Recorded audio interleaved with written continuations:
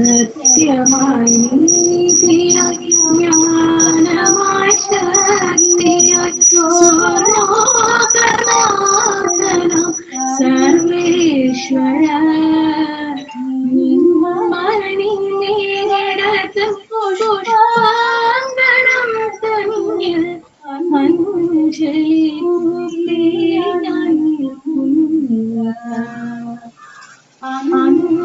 അന്ധകാരത്തിൻ അഗാധതരങ്ങളിൽ അന്ധരായി കേഴുന്ന നിൻ മക്കളെ സത്യമായി നീതിയ നന്മയായി മാറ്റി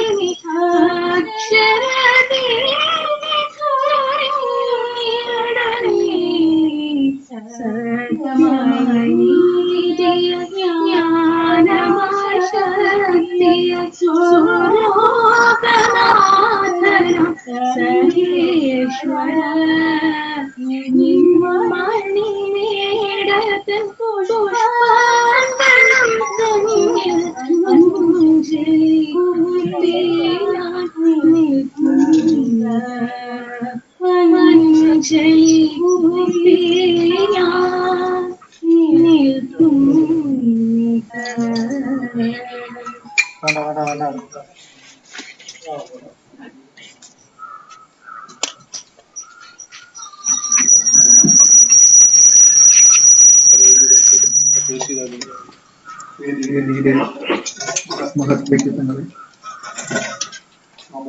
മാധ്യമങ്ങളിലൂടെ ഈ ഒരു പരിപാടി ദർശിച്ചുകൊണ്ടിരിക്കുന്ന എല്ലാവർക്കും നമസ്കാരം.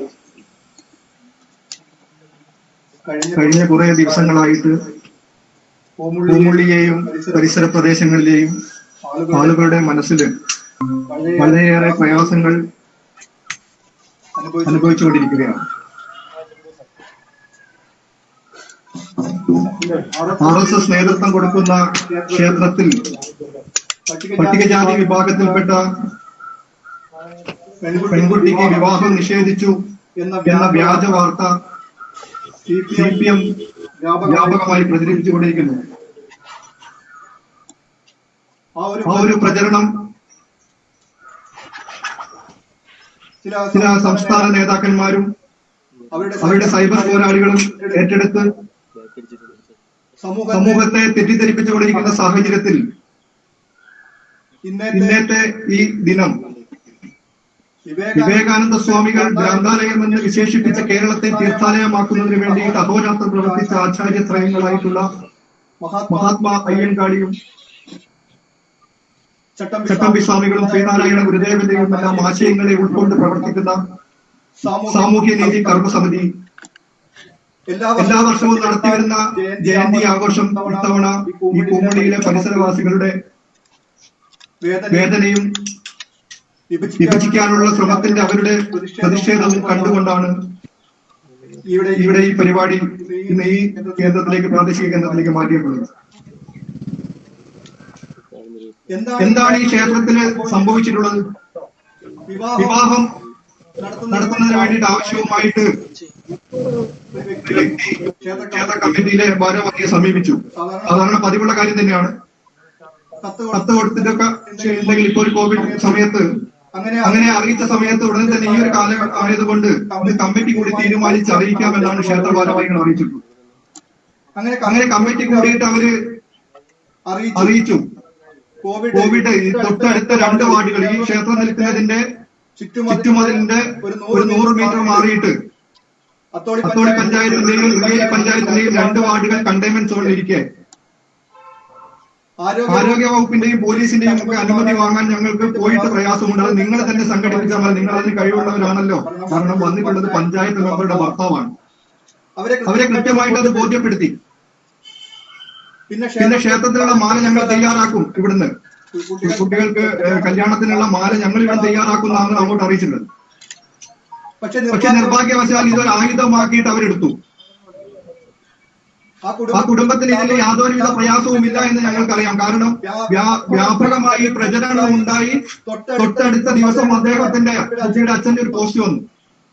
എന്തായിരുന്നു ആ പോസ്റ്റ്? എന്റെ മകളുടെ കല്യാണത്തിന് ഇത്തരം സംഭവങ്ങളൊന്നും തന്നെ ഇല്ല. എന്റെ മകളെ, എന്റെ കുടുംബത്തെ സമൂഹത്തിന്റെ മാധ്യമങ്ങൾക്ക് മുമ്പിൽ ഇനിയും ഇത്തരം കാര്യങ്ങൾ ഉന്നയിച്ചുകൊണ്ട് അപമാനിക്കരുത്. അങ്ങനെയാണെങ്കിൽ ഞങ്ങൾക്ക് നിയമ നടപടി സ്വീകരിക്കേണ്ടി വരുമെന്ന് അദ്ദേഹം ശക്തമായ താക്കീത് നൽകി. അത് സോഷ്യൽ മീഡിയ ഏറ്റെടുത്തു. അദ്ദേഹത്തിന്റെ ആ വാക്ക് സോഷ്യൽ മീഡിയയിലൂടെ പൊതുസമൂഹം അറിഞ്ഞ് അരമണിക്കൂറിനുള്ളിൽ CPM നേതൃത്വം വീണ്ടും ഇദ്ദേഹത്തെ സന്ദർശിച്ചുവെന്ന് ഞങ്ങൾക്കറിയാം. അതിന് ദൃക്സാക്ഷികളുണ്ട്. അവരുടെ നിർബന്ധപ്രകാരം വീണ്ടും അദ്ദേഹത്തിന് ക്ഷേത്ര കമ്മിറ്റി ഭാരവാഹി പറഞ്ഞത് ശരിയായിട്ടില്ല. സെക്രട്ടറി പറഞ്ഞത് കല്യാണത്തിന് അനുവദിച്ചു എന്ന് സെക്രട്ടറി പറഞ്ഞത് തെറ്റാണ് എന്ന് മാത്രമേ അദ്ദേഹം പറഞ്ഞിട്ടുള്ളൂ. ഇവരുടെ സമ്മർദ്ദത്തിന് വഴി അദ്ദേഹത്തിന് ചെയ്യേണ്ടി വന്നു. അന്ന് ഞങ്ങൾ പ്രതികരിച്ചിരുന്നത് പട്ടികജാതി സമൂഹത്തെ പെട്ടിട്ടുള്ള ഒരു കുടുംബത്തെ ഞങ്ങൾക്ക് അങ്ങനെ വേർതിരിവില്ല. എന്റെ ജാതി ഏത്, ഈ വേദിയിലിരിക്കുന്ന ആളുകളുടെ അല്ലെങ്കിൽ ഇത് കേട്ടുകൊണ്ടിരിക്കുന്ന ജാതി ഏത് എന്ന് ഒരിക്കലും സാമൂഹ്യനീതി കർമ്മസമിതിയോ സംഘപ്രസ്ഥാനങ്ങളോ ഒന്നും തന്നെ ചിന്തിച്ചിട്ടല്ല ഒരു കാര്യവും ചെയ്യുന്നത്. പക്ഷെ ഞങ്ങളെ അത്തരക്കാരാക്കി സമൂഹത്തിന് മുന്നിൽ ചിത്രീകരിക്കാനുള്ള ഗൂഢാലോചനയാണ് നടന്നുകൊണ്ടിരിക്കുന്നത്. അപ്പൊ ഈ ഒരു സംഭവം നടന്നു. ഇതുമായി ബന്ധപ്പെട്ട് ഉന്നത പോലീസ് അധികാരികൾക്ക് ഞങ്ങൾ റിപ്പോർട്ട് നൽകിയിട്ടുണ്ട്. 1-2 തവണ ഞങ്ങൾ അതിന് പോലീസിന് മറുപടി കൊടുത്തു ഈ കാര്യവുമായി ബന്ധപ്പെട്ട്. പക്ഷേ പോലീസിന് ഇവിടുത്തെ CPM നേതൃത്വം കൊടുത്തിട്ടുള്ള മറുപടി ഞങ്ങൾ ഇതൊന്നും അറിയില്ല എന്നുള്ളതാണ്. അത് വരാൻ സാധ്യതയുണ്ട് എന്ന് ഞങ്ങൾക്ക് പറയാം. കാരണം ഇത് ചെയ്തിട്ടുള്ള പ്രാദേശിക നേതാവ് ഈ സംഭവം ഉണ്ടായ ഉടനെ ആ പോസ്റ്റ് പിൻവലിച്ചു. പിന്നീട് ബിനീഷ് കോടിയേരും ദേശാഭിമാനിയും റിപ്പോർട്ടർ TV ഒക്കെ കൊടുത്തിട്ടുള്ളതാണ് സാമൂഹ്യ മാധ്യമങ്ങളിലുള്ളത്. പക്ഷേ പ്രാദേശിക തലത്തിൽ ഇതിന് തീ കൊളുത്തിയിട്ടുള്ള ആളത് പിൻവലിച്ചു. എന്ത് തന്നെയായാലും ഈ സംഭവത്തിന്റെ ഈ ക്ഷേത്രത്തെ അതേപോലെ തന്നെ ഈ കുടുംബത്തെയും അപമാനിച്ചിട്ടുള്ള ആളുകൾക്ക് ശിക്ഷ ലഭിക്കുന്നത് വരെ നിയമ പോരാട്ടത്തിൽ നിന്നും ഒരു അണു പോലും പിന്മാറില്ല എന്നാണ് ഞങ്ങൾക്ക് ഈ പൊതുസമൂഹത്തോട് പറയാനുള്ളത്. ഞാൻ ദീർഘിപ്പിക്കുന്നില്ല, നിരവധി ആളുകൾ സംസാരിക്കാനുള്ളത് കൊണ്ട് ഇതൊരു വെർച്വൽ സമ്മേളനമാണ്. പല ഭാഗത്തു നിന്നും നമ്മളോടൊപ്പം പല ആളുകളും ചേരുന്നതാണ്. ഞാൻ അവരെ പരിചയപ്പെടുത്തി സ്വാഗതം ചെയ്യുക എന്ന കർമ്മത്തിലേക്ക് കടക്കുന്നു. പ്രാർത്ഥന ആലപിച്ചിട്ടുള്ള അൽഖാ മനോജിനെ ഞാൻ ആദ്യമേ സ്വാഗതം ചെയ്യുന്നു. ഈ പരിപാടി നിയന്ത്രിക്കുന്നത് അലയൻസ് ഓഫ് നാഷണൽ SC/ST പട്ടികജാതി സമൂഹത്തിന്റെ ദേശീയ തലത്തിൽ പ്രവർത്തിക്കുന്ന ഓർഗനൈസേഷൻ സംഘടനയുടെ കേരളത്തിന്റെ സെക്രട്ടറി ആയിട്ടുള്ള, അതേപോലെ തന്നെ അദ്ദേഹം സാധുജന പരിഷത്തിന്റെ സംസ്ഥാന അധ്യക്ഷൻ കൂടിയാണ്. അദ്ദേഹത്തെ രാമദാസ് വേങ്ങേരി അവർകളെ ഞാൻ ആദരവോടെ സ്വാഗതം ചെയ്യുന്നു. ഈ ചടങ്ങിന്റെ ഉദ്ഘാടകൻ കൊളത്തൂർ അദ്വൈതാശ്രമ മഠാധിപതി സംപൂജ ചിദാനന്ദപുരി സ്വാമികളാണ്. സ്വാമികളെ വിനയാദരവോടെ ഞാൻ സ്വാഗതം ചെയ്യുന്നു. ഈ പരിപാടിയിൽ പ്രഭാഷണം നടത്തുന്നത് കേരള പുലയ മഹാസഭയുടെ മുൻ സംസ്ഥാന അധ്യക്ഷനും ഹിന്ദു ഐക്യവേദിയുടെ സംസ്ഥാന ഉപാധ്യക്ഷനുമായിട്ടുള്ള NK നീലകണ്ഠൻ മാസ്റ്ററാണ്. മാസ്റ്റർ തിരുവനന്തപുരത്ത് നിന്നും നമ്മുടെ വെർച്വൽ സമ്മേളനത്തിൽ ഭാഗമാവും. അദ്ദേഹത്തെ ഞാൻ ആദരവോടുകൂടി ക്ഷണിക്കുന്നു. നമ്മുടെ വേദിയില് സാന്നിധ്യമായിട്ട് ഉള്ളത് കരിമ്പാല സമുദായ ക്ഷേമ സമിതിയുടെ കേരള സംസ്ഥാനത്തിന്റെ അധ്യക്ഷൻ TN ഗോപാലേട്ടനാണ്. ഗോപാലേട്ടനെ ഞാൻ ആദരവോടെ ക്ഷണിക്കുന്നു. മലബാർ നായർ സമാജത്തിന്റെ സെൻട്രൽ ഓർഗനൈസിംഗ് സെക്രട്ടറി ബഹുമാന്യ രാകേഷ് ജിയെ ഞാൻ ബഹുമാനപുരസരം ക്ഷണിക്കുന്നു.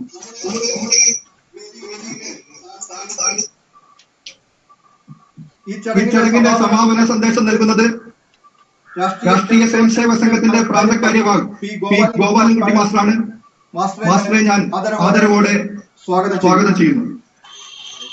ഈ ചടങ്ങിന് നന്ദി അർപ്പിക്കുന്നത് ഹരി പനങ്കുറ, ഈ സംഘാടക സമിതിയുടെ കൺവീനർ കൂടിയായ ഹരിയേട്ടനെ ആദരവോടെ ക്ഷണിക്കുന്നു.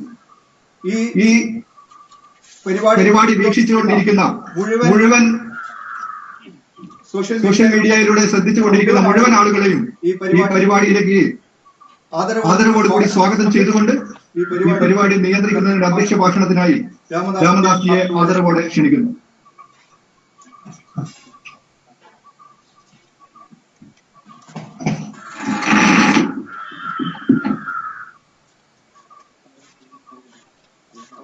നമസ്കാരം. ഇന്നത്തെ ഈ പരിപാടിയെ കുറിച്ചൊക്കെ തന്നെ വളരെ വ്യക്തമായി സ്വാഗത പ്രാസംഗികൻ ഇവിടെ പറയുകയുണ്ടായി. ഇന്നത്തെ ഈ ദിവസത്തിന്റെ പ്രാധാന്യം നമ്മൾ മനസ്സിലാക്കേണ്ടത് ഈ ഒരു സംഭവത്തെ പ്രതിഷേധിക്കാൻ എടുത്ത ദിവസം വളരെയധികം നല്ല ദിവസമാണ്. മഹാത്മാ അയ്യൻകാളിയുടെ ജന്മദിനത്തിൽ ഈ അനീതിക്കെതിരെ അല്ലെങ്കിൽ ഇവിടുത്തെ അടിസ്ഥാന വർഗത്തെ എന്താ പറയേണ്ടത്, ഒരു വലയം സൃഷ്ടിക്കുന്ന ഇവിടുത്തെ ഭരണകക്ഷി പാർട്ടിക്കെതിരെ ശക്തമായി പ്രതിഷേധിക്കേണ്ട ഒരു സമയമാണ്. പൂമുള്ളി പ്രദേശം നമുക്കറിയാം, വളരെ ശാന്തശീലമുള്ള സമാധാനപ്രിയരായ ആളുകൾ തിങ്ങി താമസിക്കുന്ന ഈ പ്രദേശത്ത് ഒരു വർഗീയ പ്രശ്നം അല്ലെങ്കിൽ വർഗീയ ചിന്ത അല്ലെങ്കിൽ വർഗീയ സംഘർഷം ഉണ്ടാക്കാൻ കേരളം ഭരിക്കുന്ന ഒരു പ്രമുഖ രാഷ്ട്രീയ കക്ഷി തന്നെ മുന്നിട്ടിറങ്ങുമ്പോൾ വളരെ വേദനയോടെയാണ് ആ പാർട്ടിയോട് ഞങ്ങൾക്ക് പറയാനുള്ളത്. നിങ്ങൾ കേരളത്തെ ഒരു ഭ്രാന്താലയമാക്കരുത്, അതല്ലെങ്കിൽ കേരളത്തെ ഒരു വർഗീയ കലാപത്തിന് വർഗീയ ചിന്തകൾ ഉണ്ടാക്കുന്ന രീതിയിലേക്കുള്ള പ്രവർത്തനം നിങ്ങൾ പാടില്ല. കാരണം നമ്മൾ മനസ്സിലാക്കേണ്ട കാര്യം, ഈ സംസ്ഥാനത്ത് ഭരിക്കുന്ന പാർട്ടിയുടെ മുന്നണി പോരാളിയ CPM ആ CPM പാർട്ടിക്ക് പട്ടികജാതി ക്ഷേമത്തെ കുറിച്ച് പറയാൻ എന്താണ് അർഹതയുള്ളത്? ഭരണം കിട്ടുന്നത് വരെ പട്ടികജാതിക്കാർക്ക് വേണ്ടി തേനും പാലും ഒഴുക്കും എന്ന് പറഞ്ഞ് അധികാരത്തിൽ കയറിയപ്പോൾ പട്ടികജാതിക്കാരെ മറക്കുന്ന സംവിധാനമാണ് ഈ അടുത്ത കാലഘട്ടങ്ങളിൽ കഴിഞ്ഞ ഒരു 4-5 വർഷക്കാലമായി നമുക്കിവിടെ കാണാൻ കഴിയുന്നത്. രാഷ്ട്രീയ മുതലെടുപ്പ് എവിടെയുണ്ടോ അതിന് പട്ടികജാതിക്കാരെ കരുക്കളാക്കുന്ന സംവിധാനമാണ് ഈ കേരള സംസ്ഥാനത്ത് മാത്രമല്ല ഇന്ത്യ രാജ്യത്ത് മുഴുവൻ CPMന്റെ നടപടി നമുക്ക് കാണാൻ കഴിയുന്നത്. അതിന്റെ ഭാഗമായിട്ട് നമുക്കറിയാം, വളരെ നല്ല രീതിയിൽ പ്രവർത്തിച്ചു വരുന്ന പൂമുളിയിലെ വിഷ്ണു ക്ഷേത്രത്തിന്റെ പേരിൽ ഈ പരിസരത്ത് ഒരു വർഗീയ സംഘർഷം ഉണ്ടാക്കാൻ CPM എന്ന് പറയുന്ന രാഷ്ട്രീയ പാർട്ടി ശ്രമിക്കരുത് എന്നാണ് ഞങ്ങൾക്ക് പറയാനുള്ളത്. കാരണം അവിടെ പട്ടികജാതിക്കാർക്ക് ഒരിക്കലും അവിടെ യാതൊരു നിഷേധങ്ങളുമില്ല. അവിടെ നിന്ന് മാത്രമല്ല, കേരളത്തിൽ എവിടെയും ജാതീയപരമായ ഇന്ത്യയിൽ ഒരു രാജ്യത്ത് ഒരു സ്റ്റേറ്റിലും അല്ലെങ്കിൽ ഒരു ജില്ലയിലും ജാതീയപരമായ പീഡനങ്ങളില്ല. പല മാധ്യമങ്ങളും ചാനലുകളും ഒക്കെ തന്നെ പല രീതിയിലുള്ള വ്യാഖ്യാനങ്ങൾ ഉണ്ടാക്കിയെടുക്കുകയാണ്.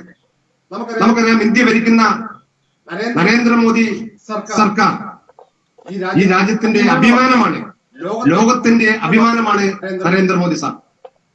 കാരണം ലോകം മുഴുവൻ ഇന്ന് ഇന്ത്യ രാജ്യം എന്ന് പറയുന്നത് ലോകം മുഴുവൻ ഉയർത്തിപ്പിടിക്കാൻ കാരണം നരേന്ദ്രമോദി സാറിന്റെ പ്രവർത്തനം കൊണ്ടാണ്.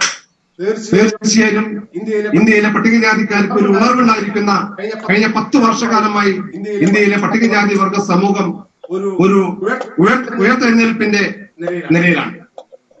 പ്രത്യേകിച്ച് നമുക്കറിയാം, കേരള സംസ്ഥാനത്ത് കേന്ദ്ര സർക്കാരിന്റെ വിവിധ പദ്ധതികൾ കൊണ്ട് പട്ടികജാതി വർഗ കുടുംബങ്ങൾ ഒരു ഉയർത്തെഴുന്നേൽപ്പിലേക്ക് നീങ്ങിക്കൊണ്ടിരിക്കുക. ഇത് പട്ടികജാതിക്കാരൻ ഒരിക്കലും ഉയർന്ന് വരാൻ പാടില്ല. പട്ടികജാതിക്കാരൻ എന്നും ചാടയിലും ചെറ്റയിലും കിടക്കണമെന്ന് ഏറ്റവും കൂടുതൽ ചിന്തിക്കുന്നത് ഇവിടുത്തെ ഇടതുപക്ഷമാണ് നമുക്ക് മനസ്സിലാക്കാൻ കഴിയും. കാരണം ഇവിടത്തുള്ള എന്താ ഭരണ രീതി നമുക്ക് മനസ്സിലാക്കാൻ കഴിയുന്നതാണ്.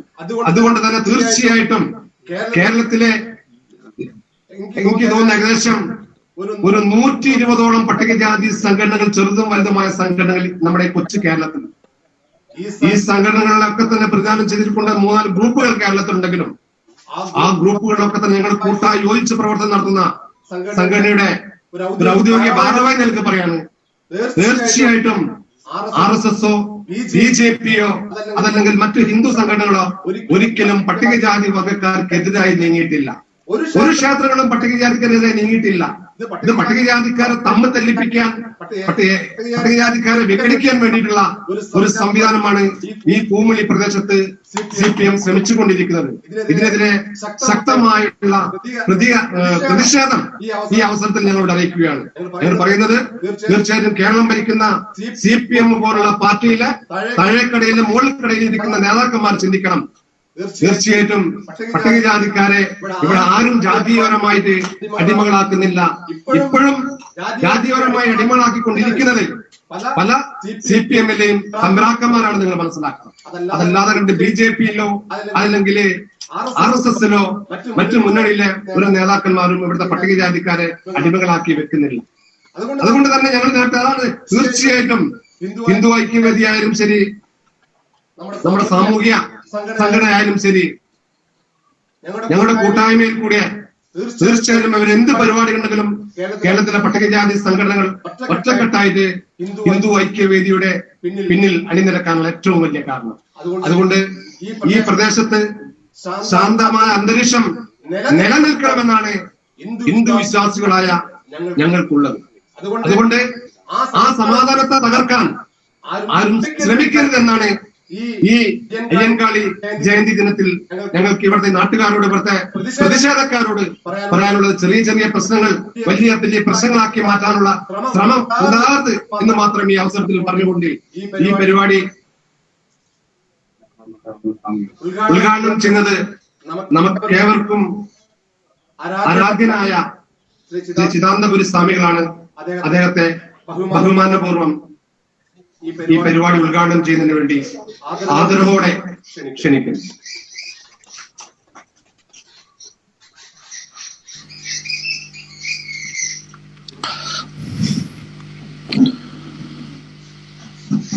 എല്ലാവർക്കും നമസ്കാരം.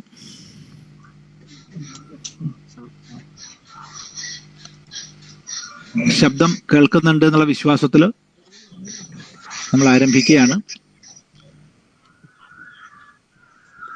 ഇന്ന് നമ്മളെല്ലാം ഒത്തുചേർന്നിരിക്കുന്നത് വളരെ ശ്രദ്ധേയമായ ഒരു ദിനമാണെന്ന് ഇവിടെ കൂടി എല്ലാവർക്കും അറിയാം. മഹാത്മാ അയ്യങ്കാളിയുടെ ജയന്തി ദിനം. ഈ ഒരു സന്ദർഭത്തില് ആ മഹാത്മാവിന്റെ മഹിതമായ പ്രവർത്തനത്തിന്റെയും കേരള നവോത്ഥാനത്തിന് അവിടുന്ന് ചെയ്ത നമുക്ക് വിലമതിക്കാനാവാത്ത സംഭാവനകളുടെയും മുമ്പിൽ നമ്മളൊക്കെ നമ്മുടെ ആദരവ് അർപ്പിക്കുകയാണ്. ആദരവ് അർപ്പിക്കേണ്ടതാണ്. 1892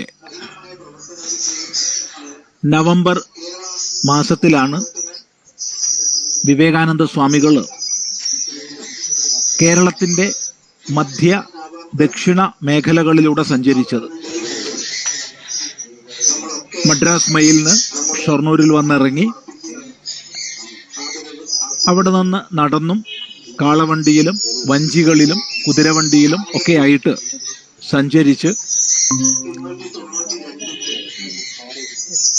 കൊടുങ്ങല്ലൂർ വഴി എറണാകുളം വഴി തിരുവനന്തപുരം വഴി സഞ്ചരിച്ച് കന്യാകുമാരിയിലേക്ക് പോയി. പോയ ശേഷം സ്വാമിജി 2 കത്തുകളിൽ എഴുതി, നിങ്ങൾക്കൊരു ഭ്രാന്താലയം കാണണമെങ്കിൽ തിരുവിതാംകൂർ കൊച്ചി പ്രദേശത്തേക്ക് പോയിക്കൊള്ളൂ എന്ന് 2 കത്തുകളിൽ എഴുതി കേട്ടുണ്ട്. If you want to see a lunatic asylum go to Travancore and Cochin. അതിവിടത്തെ അതിഹീനമായ ജാതീയതയെയും ആ ജാതീയമായ ഉച്ചനീചത്വത്തെ മുതലെടുത്തുകൊണ്ട് വർദ്ധിതമായി നടന്ന മതപരിവർത്തനങ്ങളെയും കണ്ടുകൊണ്ടായിരുന്നു. കാലം മുന്നോട്ട് പോയി 2.5 ദശകങ്ങൾക്ക് ശേഷം വൈക്കം സത്യാഗ്രഹവുമായൊക്കെ ബന്ധപ്പെട്ട പ്രവർത്തനത്തിന്റെ ഭാഗമായിട്ട് മഹാത്മാഗാന്ധി കേരളത്തിലേക്ക് വന്നു. ശിവഗിരി മഠത്തിൽ താമസിച്ചു. പല പ്രവർത്തനങ്ങളും ചെയ്തു, പല പരിപാടികളിലും സംബന്ധിച്ചു. തിരികെ പോയ ശേഷം മഹാത്മാഗാന്ധി എഴുതി, ഞാൻ ഒരു തീർത്ഥാലയത്തിലേക്ക് പോയിരിക്കുന്നു എന്ന്. ഇവിടെ വിവേകാനന്ദ സ്വാമികള് ഭ്രാന്താലയം എന്ന് വിളിച്ചത് 100% ശരിയാണെന്ന് ഞാൻ വിശ്വസിക്കുന്നില്ല. കാരണം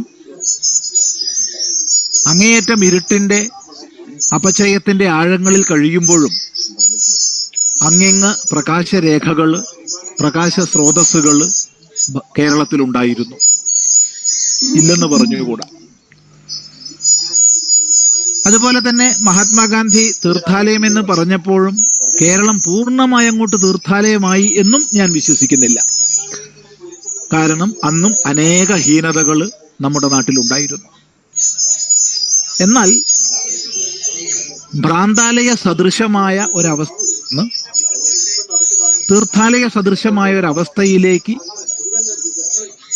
ഒരു പരിവർത്തനത്തിന്റെ ഗതിയിൽ കേരളം ഉയർന്നു എന്നുള്ളത് പരമാർത്ഥമാണ്. ഇതിന് പിന്നിൽ പ്രവർത്തിച്ച മഹാപുരുഷന്മാരെ നമ്മളൊന്ന് നോക്കിക്കാണുമ്പോൾ അവരിൽ എന്തുകൊണ്ടും അഗ്രഗണനീയനാണ് മഹാത്മാ അയ്യങ്കാളി. പേരെടുത്ത് പറയുമ്പോൾ പലരെയും നമ്മൾ വിട്ടുപോകും. എങ്കിലും തൈക്കാട്ടയ്യാവിനെയും തൈക്കാട്ടയ്യാവിന്റെ അരിക നിന്ന് ശിഷ്യത്വം നേടിയ 3 മഹാത്മാക്കളെയും, ആ 3 മഹാത്മാക്കള് ചട്ടമ്പിസ്വാമി തിരുവടികളും ശ്രീനാരായണ ഗുരുദേവനും മഹാത്മാ അയ്യങ്കാളിയുമാണ്. അതുപോലെ ശുഭാനന്ദ ഗുരുദേവനെ പറയാതിരുന്നുകൂടാ. ശ്രീരാമകൃഷ്ണ ദേവന്റെ നേരിട്ടുള്ള ശിഷ്യനായിരുന്ന നിർമ്മലാനന്ദ സ്വാമികൾ, അതുപോലെ പണ്ഡിറ്റ് കറുപ്പൻ, അങ്ങനെ തുടങ്ങി കുറേ മഹാന്മാര് ഈ ഭ്രാന്താലയ സദൃശമായ അവസ്ഥയിൽ നിന്ന് തീർത്ഥാലയ സദൃശമായ അവസ്ഥയിലേക്ക് ഉയർത്താൻ പരിശ്രമിച്ചു. അവരുടെ ഒക്കെ പരിശ്രമത്തിന്റെ, ത്യാഗത്തിന്റെ പരിണാമമാണ് കേരളത്തിൽ പിന്നീട് ഉണ്ടായിട്ടുള്ള ഉത്കർഷം, ഉയർച്ച എന്നുള്ളതിൽ ഒരു സന്ദേഹവും ഇല്ല. ഒരിക്കലും നേരത്തെ പറഞ്ഞ പട്ടിക പൂർണ്ണമല്ല. വളരെയധികം മഹാത്മാക്കളുടെ പേരതിൽ കൂട്ടിച്ചേർക്കേണ്ടതുണ്ട്. പക്ഷേ പ്രാതസ്മരണീയരായ ചിലരുടെ പേര് പറഞ്ഞെന്ന് മാത്രം. ആ കൂട്ടത്തിൽ നമ്മൾ എന്തുകൊണ്ടും ആദ്യം സ്മരിക്കുന്ന നാമങ്ങളിലാണ് മഹാത്മാ അയ്യങ്കാളിയുടെ നാമം ഉൾപ്പെടുത്തേണ്ടത്. തീർത്തും സാമാജികമായി അധസ്ഥിതരായിരുന്ന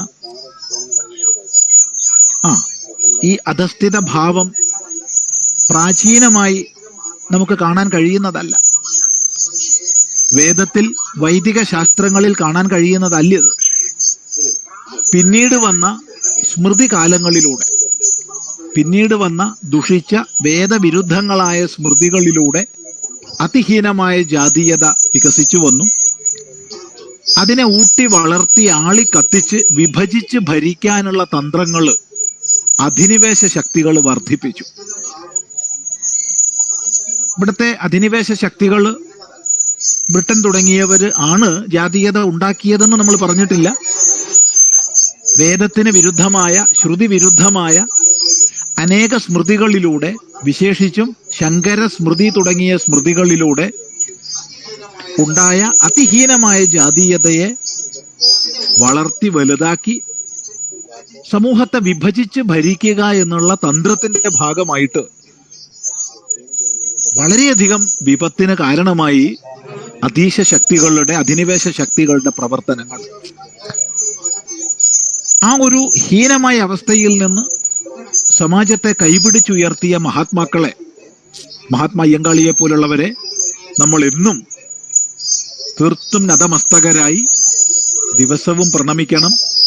നമ്മുടെ പ്രണാമാഞ്ജലികളിൽ അവരെ ഉൾപ്പെടുത്തണം. അങ്ങനെയുള്ള മഹാത്മാവിന്റെ ജയന്തി ദിനത്തിൽ നമ്മളിവിടെ ഒത്തുചേർന്നിരിക്കുകയാണ്. ഇന്നത്തെ കോവിഡ്-19 ബാധയെ തുടർന്ന് ലോക്ക്ഡൌൺ സാഹചര്യം, പൊതുയോഗങ്ങൾക്കുള്ള വിലക്ക് അഥവാ പരിമിതി, അത്തരമൊരു സാഹചര്യത്തിൽ വളരെ കുറച്ചു പേര് മാത്രം പങ്കെടുക്കുകയും ബാക്കിയുള്ളത് ഓൺലൈൻ മാധ്യമത്തെ അപേക്ഷിച്ച് നടത്തുകയും ചെയ്യുന്ന ഒരു സമ്പ്രദായത്തിലാണ് ഇന്നത്തെ യോഗം എന്നുള്ളത് എല്ലാവർക്കും അറിയാം. ഈ ഒരു സാഹചര്യത്തിൽ കൂമുള്ളി പ്രദേശത്തെ സംബന്ധിച്ച് ഇവിടെ സ്വാഗത പ്രസംഗകനും യോഗത്തിന്റെ അധ്യക്ഷനായ ശ്രീ രാംദാസ് വേങ്ങേരിജിയും പരാമർശിക്കുകയുണ്ടായി. പ്രായേണ ശാന്തമായി പരസ്പര സ്നേഹത്തോടുകൂടി കഴിയുന്ന സാമാന്യ ജനങ്ങൾ അടങ്ങുന്ന പ്രദേശമാണിതൊക്കെ. ഈ പ്രദേശം അത് കോമുള്ളി ആയാലും പുത്തഞ്ചേരി ആയാലും കൊളത്തൂരായാലും ഉള്ളേരി ആയാലും ഒക്കെ തന്നെ ഈ പ്രദേശം വളരെ സൗഹാർദ്ദത്തോടുകൂടി ജനങ്ങൾ കഴിയുന്നതാണ്. രാഷ്ട്രീയപരമായി പല പാർട്ടികളിൽ പ്രവർത്തിക്കുന്നവരുണ്ട്. സാമുദായികമായി പല ജാതികളിലെ അംഗങ്ങളുണ്ട്. വ്യത്യസ്ത മതവിഭാഗങ്ങളുണ്ട്. പക്ഷേ എല്ലാവരും ഒത്തൊരുമിച്ച് മറ്റ് സാമൂഹിക പ്രശ്നങ്ങളൊന്നുമില്ലാതെ പ്രായണ കഴിയുന്ന പ്രദേശമാണിത്. അവിടെയാണ് തീർത്തും വിഭജനത്തിന്റെ ഭാവങ്ങളും ഭാഷകളും, അതും ഒരു ക്ഷേത്രത്തെ സംബന്ധിച്ച് രൂപപ്പെട്ടിരിക്കുന്നത്. ഇങ്ങനെയൊരു വാർത്ത കേട്ട സമയത്ത് അത് അന്വേഷിക്കുകയും എന്തൊക്കെയാണ് സംഭവിച്ചതെന്നുള്ള നിജസ്ഥിതി മനസ്സിലാക്കാൻ ശ്രമിക്കുകയും ഉണ്ടായി. അതിൽ നിന്ന് ക്ഷേത്ര പ്രവർത്തകരുടെ ഭാഗത്ത് യാതൊരു തെറ്റും നമുക്ക് കാണാൻ കഴിഞ്ഞിട്ടില്ല. കാരണം കേന്ദ്ര സർക്കാരും എല്ലാ സംസ്ഥാന സർക്കാരുകളും അതിന്റെ ഭാഗമായി കേരള സർക്കാരും കോവിഡ് കാലത്തെ പ്രോട്ടോകോള് വെളിപ്പെടുത്തിയിട്ടുണ്ട്, നിർദ്ദേശങ്ങൾ തന്നിട്ടുണ്ട്. പ്രായണ ദിവസവും അത്തരം നിർദ്ദേശങ്ങൾ തന്നുകൊണ്ടിരിക്കുന്നുമുണ്ട്. അത് പാലിക്കാൻ നമ്മൾ ബാധ്യസ്ഥരാണ്, നിശ്ചയമായും ബാധ്യസ്ഥരാണ്. അതിന്റെ ഭാഗമായിട്ട് ക്ഷേത്രങ്ങളിലെ വിവാഹങ്ങൾ, ഇതിനൊക്കെ തന്നെ നിയന്ത്രണങ്ങൾ ഉണ്ടെന്ന് നമുക്കറിയാം. ആ നിയന്ത്രണങ്ങൾക്കുള്ളിൽ നിന്നുകൊണ്ട് പ്രവർത്തിക്കേണ്ടത് പൗരന്മാരുടെ കർത്തവ്യമാണ്. ആ കർത്തവ്യ നിർവഹണത്തിന്റെ ഭാഗമായിട്ടുള്ള പെരുമാറ്റം, പ്രവർത്തനം, ക്ഷേത്ര കമ്മിറ്റിയുടെ തീരുമാനം, അതിനെ സ്വപ്നേപി ചിന്തിക്കുക പോലും ചെയ്യാൻ സാധിക്കാത്ത രീതിയിൽ ഹീനമായ ജാതീയതയിലേക്ക് തിരിച്ചു വിട്ടു എങ്കിൽ അത് അങ്ങേയറ്റം അപലപനീയമായ, നിന്ദ്യമായ ഒരു നടപടിയാണ്. എന്തുകൊണ്ടെന്നാൽ മതത്തിന്റെയും ജാതിയുടെയും ഒക്കെ പേര് പറഞ്ഞുകൊണ്ട് വൈകാരികതയെ ആളി കത്തിക്കാൻ എളുപ്പം കഴിഞ്ഞേക്കാം. മതത്തിന്റെ പേരിലായാലും അതുപോലെ ജാതിയുടെ പേരിലായാലും ഒക്കെ മനുഷ്യന്റെ ഉള്ളിൽ ഉറങ്ങിക്കിടക്കുന്ന അത്തരം ഭാവങ്ങളെ തട്ടി ഉണർത്താൻ, വൈകാരികമായി ഉണർത്താൻ പലർക്കും കഴിഞ്ഞേക്കാം. പക്ഷേ രാഷ്ട്രീയമോ മറ്റേതെങ്കിലും തരത്തിൽപ്പെട്ടതോ ആയ ലക്ഷ്യങ്ങൾ വെച്ചുകൊണ്ട് അതിനെ തട്ടി ഉണർത്തി കഴിഞ്ഞാൽ അത് അപകടകരമായ പരിണാമത്തെ പ്രാപിക്കുമെന്നും അതിനെ നിയന്ത്രിക്കാൻ പിന്നീട് ഈ ഉണർത്തിയവർക്ക് തന്നെ സാധിക്കില്ലെന്നും അത് വലിയ തിരിച്ചടിയായി സമൂഹത്തിന്റെ സൗഹാർദ്ദത്തിന് ദോഷകരമായി തീരുമെന്നും മനസ്സിലാക്കാനുള്ള സാമാന്യ ബോധം ഉത്തരവാദിത്തപ്പെട്ട പ്രവർത്തകർക്കുണ്ടാവേണ്ടതാണ്. ഞാൻ പ്രത്യേകിച്ച് ഒരു പാർട്ടിയെ പറയുന്നില്ല, ആര് തന്നെയായാലും ഉത്തരവാദിത്തപ്പെട്ട സാമൂഹിക പ്രവർത്തകർക്ക് ഈ ഒരു ബോധം ഉണ്ടാവേണ്ടതാണ്. മതത്തെ ഇപ്രകാരം വൈകാരികമായി ഉപയോഗിച്ചതിന്റെ ദുഷ്പരിണാമം കേരളത്തിൽ നമ്മൾ കണ്ടതാണ് 100 വർഷങ്ങൾക്ക് മുമ്പ്, 99 വർഷങ്ങൾക്ക് മുമ്പ്. കാരണം ഓട്ടോമൻ സാമ്രാജ്യത്തിന്റെ അധിപതിയെ സ്ഥാനഭ്രഷ്ടനാക്കി ബ്രിട്ടനും സഖ്യകക്ഷികളും പ്രവർത്തിച്ച സമയത്ത് ആഗോളതലത്തിലുള്ള മുസ്ലിം സമൂഹം ബ്രിട്ടനെതിരായിട്ട് ഖിലാഫത്ത് മൂവ്മെന്റ് സംഘടിപ്പിച്ചപ്പോൾ ബ്രിട്ടനെതിരായി സ്വാതന്ത്ര്യത്തിന് വേണ്ടി പൊരുതുന്ന ഭാരതത്തെ സംബന്ധിച്ച് ഖിലാഫത്ത് മൂവ്മെന്റ് ഏറ്റെടുക്കുന്നത് ഗുണകരമായിരിക്കുമെന്ന വളരെ തെറ്റായൊരു കണക്കുകൂട്ടല് കോൺഗ്രസ് നേതൃത്വത്തിന്റെ ഭാഗത്തു നിന്നുണ്ടായി. തീർച്ചയായിട്ടും ഉദ്ദേശ്യം നല്ലതായിരുന്നു, അതിനെ നമുക്ക് ഒരിക്കലും എതിർക്കാൻ പറ്റില്ല. ബ്രിട്ടനെതിരായി പൊരുതുന്ന ശക്തിയെ ഉയർത്തിവിടുക, സ്വാതന്ത്ര്യ സമരത്തിനത് ഉപയോഗിക്കപ്പെടുകയാണെങ്കിൽ എന്ന്. പക്ഷേ എന്താണ് ദുഷ്പരിണാമം ഉണ്ടായത്? ആയിരക്കണക്കിന് ഹിന്ദുക്കളുടെ കുരുതിയിലേക്ക്, ആയിരക്കണക്കിന് നമ്മുടെ സഹോദരിമാരുടെ മുകളിലേക്കുള്ള അത്യാചാരത്തിന് ഒക്കെ കാരണമായി അത് പരിണമിച്ചു. വളരെ നിഷ്കളങ്കരായ, ദരിദ്രരായ കർഷക തൊഴിലാളികൾ എന്ന് പോലും പറയാൻ വയ്യ, അത്രയ്ക്കധികം കഷ്ടപ്പാടിൽ കഴിയുന്നവരടക്കമുള്ള ഹിന്ദു സമൂഹം നിഷ്കരുണം കൊല്ലപ്പെട്ടു. എത്ര! അത് കഴിഞ്ഞ് പോലീസിനെ കൊണ്ടൊന്നും സാധിക്കാതെ വന്ന സമയത്ത് പട്ടാളം, പ്രത്യേകിച്ച് ഗൂർഖ റെജിമെന്റ് ഇറങ്ങി. ആ ഗൂർഖ റെജിമെന്റ് അതിനെ അടിച്ചമർത്തി.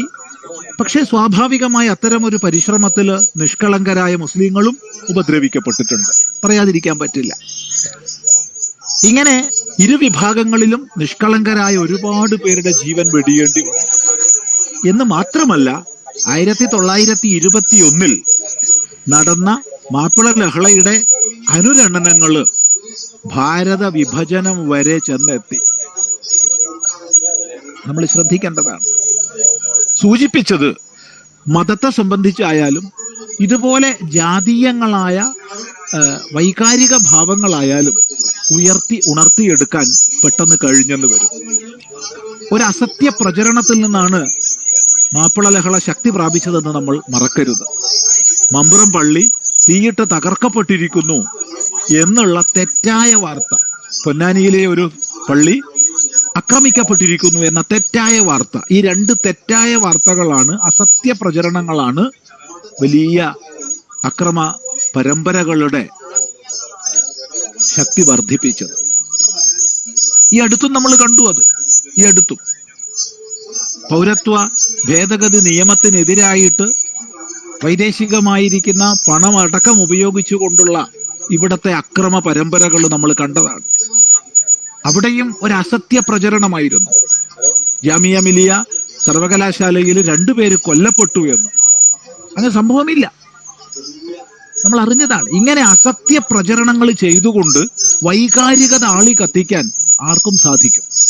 പക്ഷേ അങ്ങനെ വൈകാരികതയെ ആളി കത്തിച്ചു കഴിഞ്ഞാൽ പിന്നെ അത് ചെയ്യുന്നവർക്ക് പോലും അതിനെ നിയന്ത്രിക്കാൻ സാധ്യമല്ല. സമൂഹ മനസ്സിലുണ്ടാക്കുന്ന മുറിവുകളെ ഉണക്കാൻ സാധ്യമല്ല.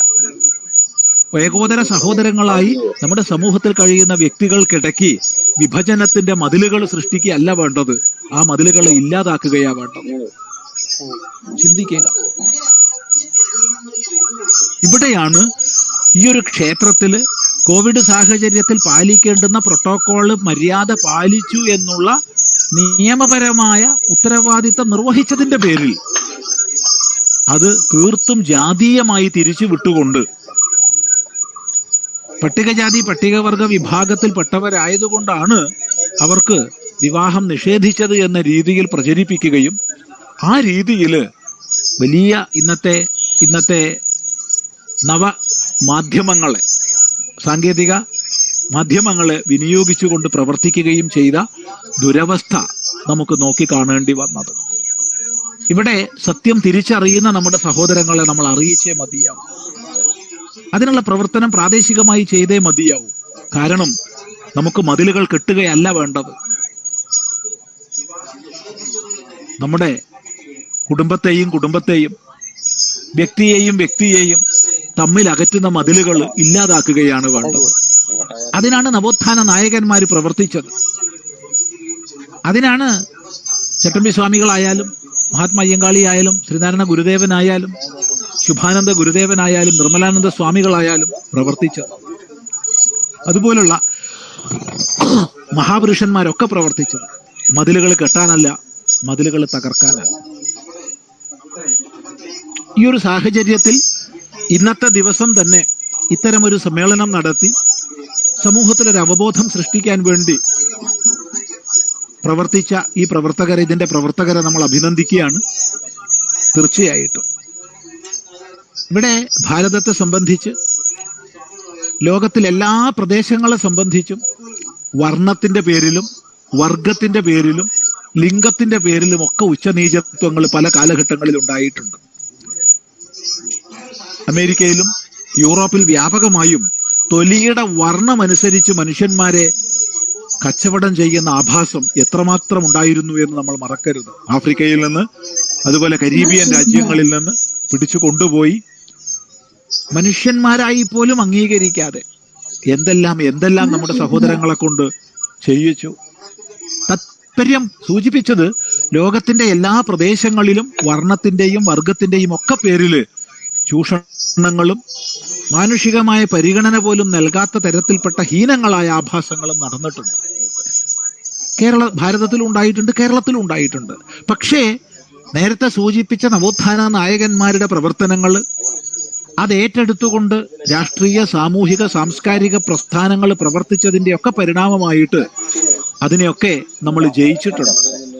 തീർച്ചയായിട്ടും അങ്ങിങ്ങ് പഴയ രോഗങ്ങളുടെ ശേഷിപ്പുകൾ കണ്ടേക്കാം, ഇല്ലെന്ന് പറയുന്നില്ല. ദുഷിച്ച മനസ്സുകളിൽ ഇന്നും അതീയതയും ഉച്ചനീചത്വങ്ങളും സൂക്ഷിക്കപ്പെടുന്നുണ്ടാവാം, ഇല്ലെന്ന് പറയുന്നില്ല. പക്ഷെ വ്യാപകമായൊരു സമൂഹം എന്ന രീതിയിൽ ഭാരതം അതിനെത്രയോ ഉപരി എത്തിക്കഴിഞ്ഞു. ചിന്തിക്കുക, ഇന്ന് നമ്മുടെ പ്രഥമ പൗരൻ, ഭാരതത്തിന്റെ പ്രഥമ പൗരൻ, നമ്മുടെ എല്ലാം അങ്ങേയറ്റം പരമാദരണീയനായ ബഹുമാന്യനായ രാഷ്ട്രപതി, അദ്ദേഹം പോലും പഴയ കണക്കിന് പറഞ്ഞാൽ സാമുദായികമായ അങ്ങേയറ്റം അധസ്ഥിതമായ പട്ടികജാതി പട്ടിക വിഭാഗത്തിലെ, അതിൽ തന്നെ ബീഹാറിൽ കോറി എന്നുള്ള വിഭാഗം വളരെ വളരെ അധസ്ഥിതരായി മാനിക്കപ്പെടുന്ന വിഭാഗമാണ്. അവിടെ നിന്ന് ഉയർന്നു വന്ന് വളർന്നു വന്ന് രാഷ്ട്രപതി പദവിയിലിരിക്കുന്ന ഒരു രാഷ്ട്രത്തിലാണ് നമ്മൾ കഴിഞ്ഞുകൂടുന്നത്.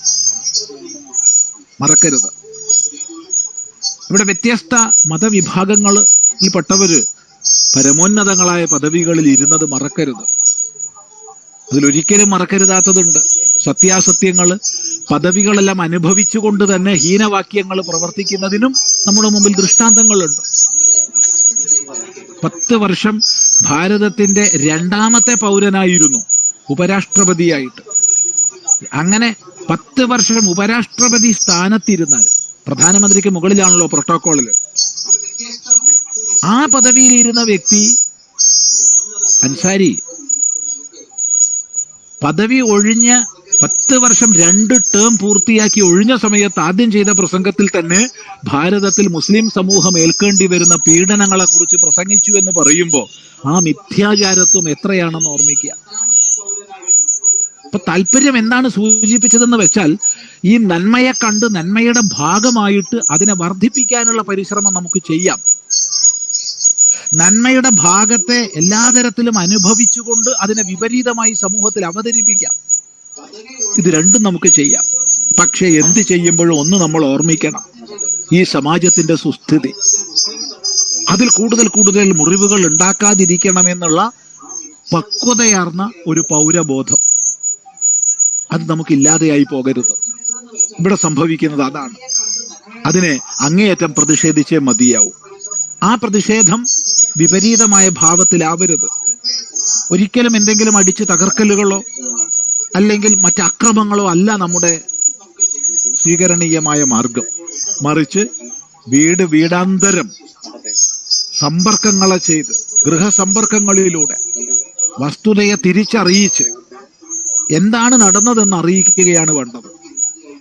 ഇവിടെ പ്രത്യേകം ശ്രദ്ധിക്കപ്പെടേണ്ട ഒരു വിഷയം, കേരളത്തിന്റെ സാഹചര്യത്തിൽ കഴിഞ്ഞ 4.5 വർഷമായിട്ട് എന്തെല്ലാം അക്രമങ്ങളും, പ്രത്യേകിച്ച് നമ്മുടെ സമുദായത്തിന്റെ സുസ്ഥിതിയെ, സമൂഹത്തിന്റെ സുസ്ഥിതിയെ മുഴുവൻ നശിപ്പിക്കുന്ന രീതിയിലുള്ള പ്രവർത്തനങ്ങൾ മനസ്യൂതം നടക്കുകയാണ്. ഏതെങ്കിലും ഒന്ന് എണ്ണി പറയാൻ തോന്നുന്നില്ല. പ്രത്യേകിച്ച് ശബരിമലയെന്നോ അങ്ങനെ എണ്ണി പറയാൻ തോന്നുന്നില്ല. അല്ലെങ്കിൽ അഗസ്ത്യാർകൂടമെന്നോ എണ്ണി പറയാൻ തോന്നുന്നില്ല. ഇപ്പോ രാഷ്ട്രവിരുദ്ധമായിരിക്കുന്ന ശക്തികളുടെ കള്ളക്കടത്തുകളുടെ കേന്ദ്രമായി അധികാരസ്ഥാനങ്ങൾ തന്നെ തീരുന്ന അവസ്ഥാവിശേഷം കേരളം നോക്കി കാണുകയാണ്. മന്ത്രി കസേരയിൽ ഇരിക്കുന്നവര് മതഗ്രന്ഥത്തിന്റെ പ്രചരണം ചെയ്യുന്നവരായി തീരുകയാണ്. ആ മതഗ്രന്ഥത്തിന്റെ പ്രചരണത്തിന്റെ മറവിൽ എന്തൊക്കെ നടക്കുന്നു എന്ന് നടത്തിയവർക്കറിയാം. ഏതായാലും കേന്ദ്രീയ ഏജൻസികളുടെ ശക്തമായ നിലപാടുകളെ കൊണ്ടും ചോദ്യം ചെയ്യലുകളെ കൊണ്ടും സത്യം പുറത്തു വരുമെന്ന് നമ്മൾ പ്രതീക്ഷിച്ചിരിക്കുകയാണ്. സ്വർണ്ണ കേരളം എന്നുള്ളത് കേവലം സ്വപ്നം മാത്രമായി തീർന്നിരിക്കുന്ന ഒരവസ്ഥാവിശേഷത്തിലാണ് നമ്മൾ കഴിഞ്ഞുകൂടുന്നത്. എന്തെല്ലാം കൺസൾട്ടൻസികൾ കേരളത്തെ വിഴുങ്ങിക്കൊണ്ടിരിക്കുകയാണ്.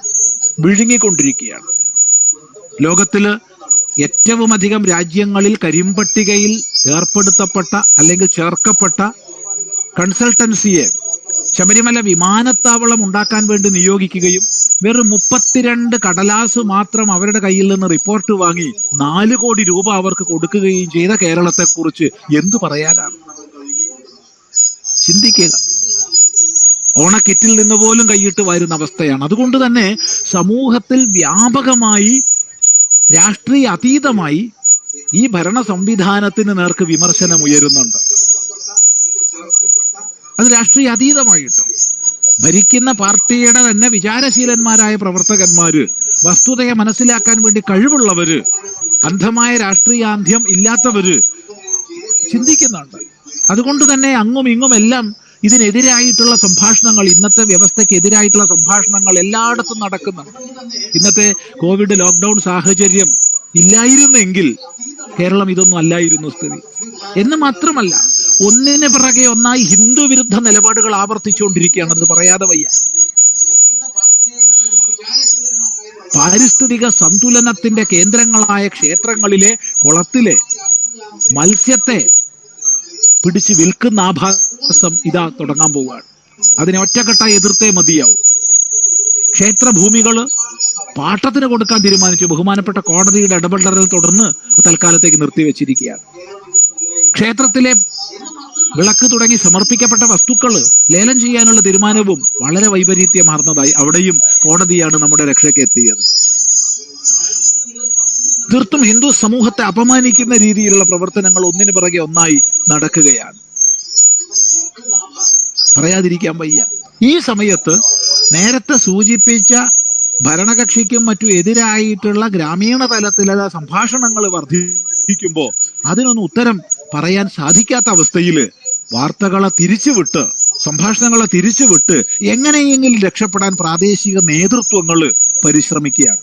ഈ സമയത്ത് നമുക്ക് പറയാനുള്ളത്, നിങ്ങൾ ഏത് രാഷ്ട്രീയ പാർട്ടിയിൽ പ്രവർത്തിക്കുന്നവരോ ആവട്ടെ, എല്ലാ രാഷ്ട്രീയ പാർട്ടികളും ഇവിടെ വേണം. ഏതെങ്കിലും ഒരു പാർട്ടി പോരാ. ശക്തമായ ഭരണവും ശക്തമായ പ്രതിപക്ഷവും എല്ലാം വേണം. എന്നാലേ ഡെമോക്രസി മുന്നോട്ട് പോവുള്ളൂ. പക്ഷേ ഒന്നും നമ്മൾ ഓർമ്മിക്കേണ്ടത്, മുഖം മറയ്ക്കാനോ ഒട്ടകപ്പക്ഷി സ്വന്തം തലമറച്ച് മറ്റുള്ളവർ തന്നെ കാണില്ല എന്ന് തെറ്റിദ്ധരിക്കുന്നത് പോലെയോ നേതാക്കന്മാര് മുഖം പൂഴ്ത്താൻ പലതും പ്രവർത്തിച്ചെന്ന് വരും.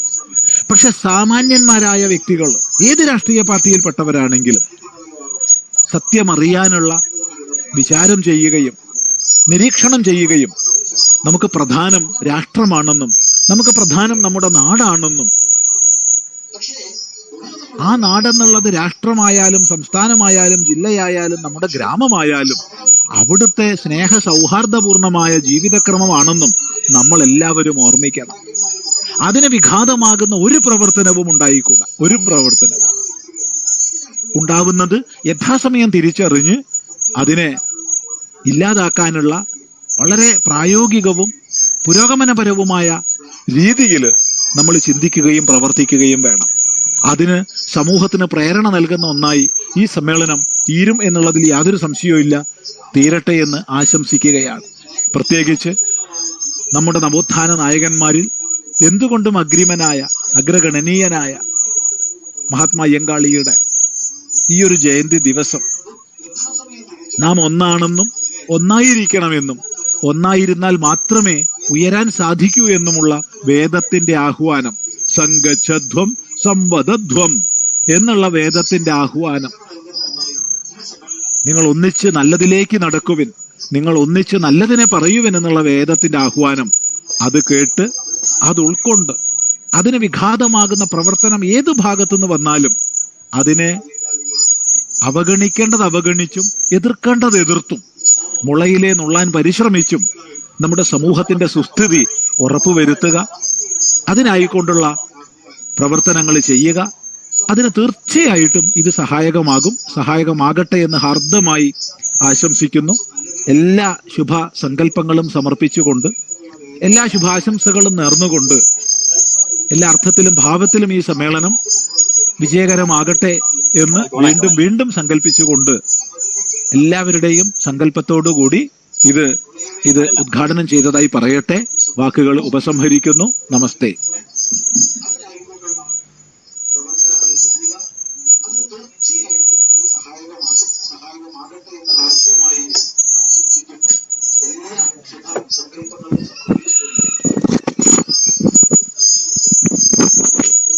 ഹലോ,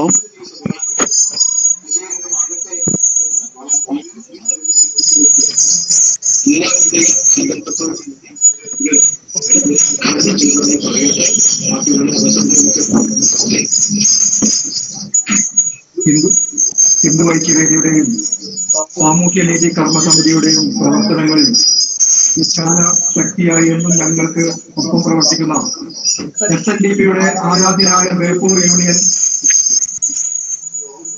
ഓർഗനൈസിംഗ് സെക്രട്ടറി ഡയറക്ടർ അംഗമായിട്ടുള്ള സുനിൽകുമാർ പുത്തൂർമഠം സുനേടൻ ഈ പരിപാടിയെ കുറിച്ച് സുനേടൻ ഞങ്ങൾ സൂചിപ്പിച്ച സമയത്ത് എന്ത് പ്രയാസങ്ങളുണ്ടെങ്കിൽ ഞാൻ നിങ്ങളുടെ പരിപാടിയുടെ ഭാഗമായിട്ട് അവരെ എത്തുകയും ഉറപ്പു തരികയും അദ്ദേഹം നമ്മുടെ വേദിയിൽ എത്തുകയും ചെയ്തു.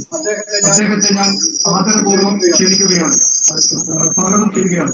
അദ്ദേഹം സംസാരിക്കുന്ന മുന്നോടിയായിട്ട് കേരളം മഹാസഭയുടെ മുൻ സംസ്ഥാന അധ്യക്ഷൻ തിരുവനന്തപുരത്ത് നമ്മുടെ ഈ ജയന്തി ദിനത്തിന് ആശംസ അർപ്പിച്ചുകൊണ്ട് സംസാരിക്കുന്നത് വീരാനന്ദൻ മാഷിനെ ആദരവോടെ ക്ഷണിക്കുന്നു.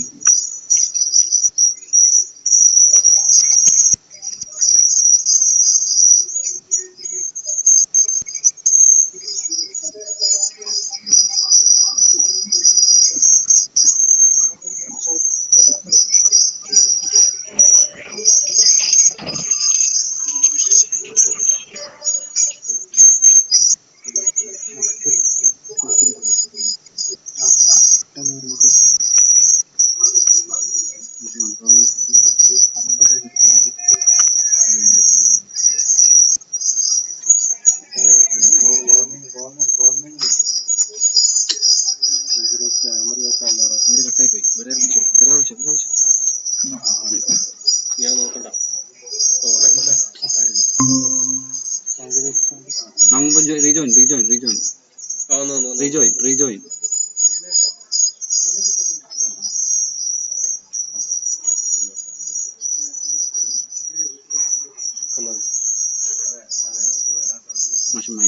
മൈക്ക് മ്യൂട്ടാണ്. അതിന്റെ മ്യൂട്ടാ, ഇവിടുത്തെ മ്യൂട്ടാ. എനിക്ക് ഒഴിവാക്കാനായ. Hello, ready. മാഷ സംസാരിച്ചോളൂ. ഹലോ,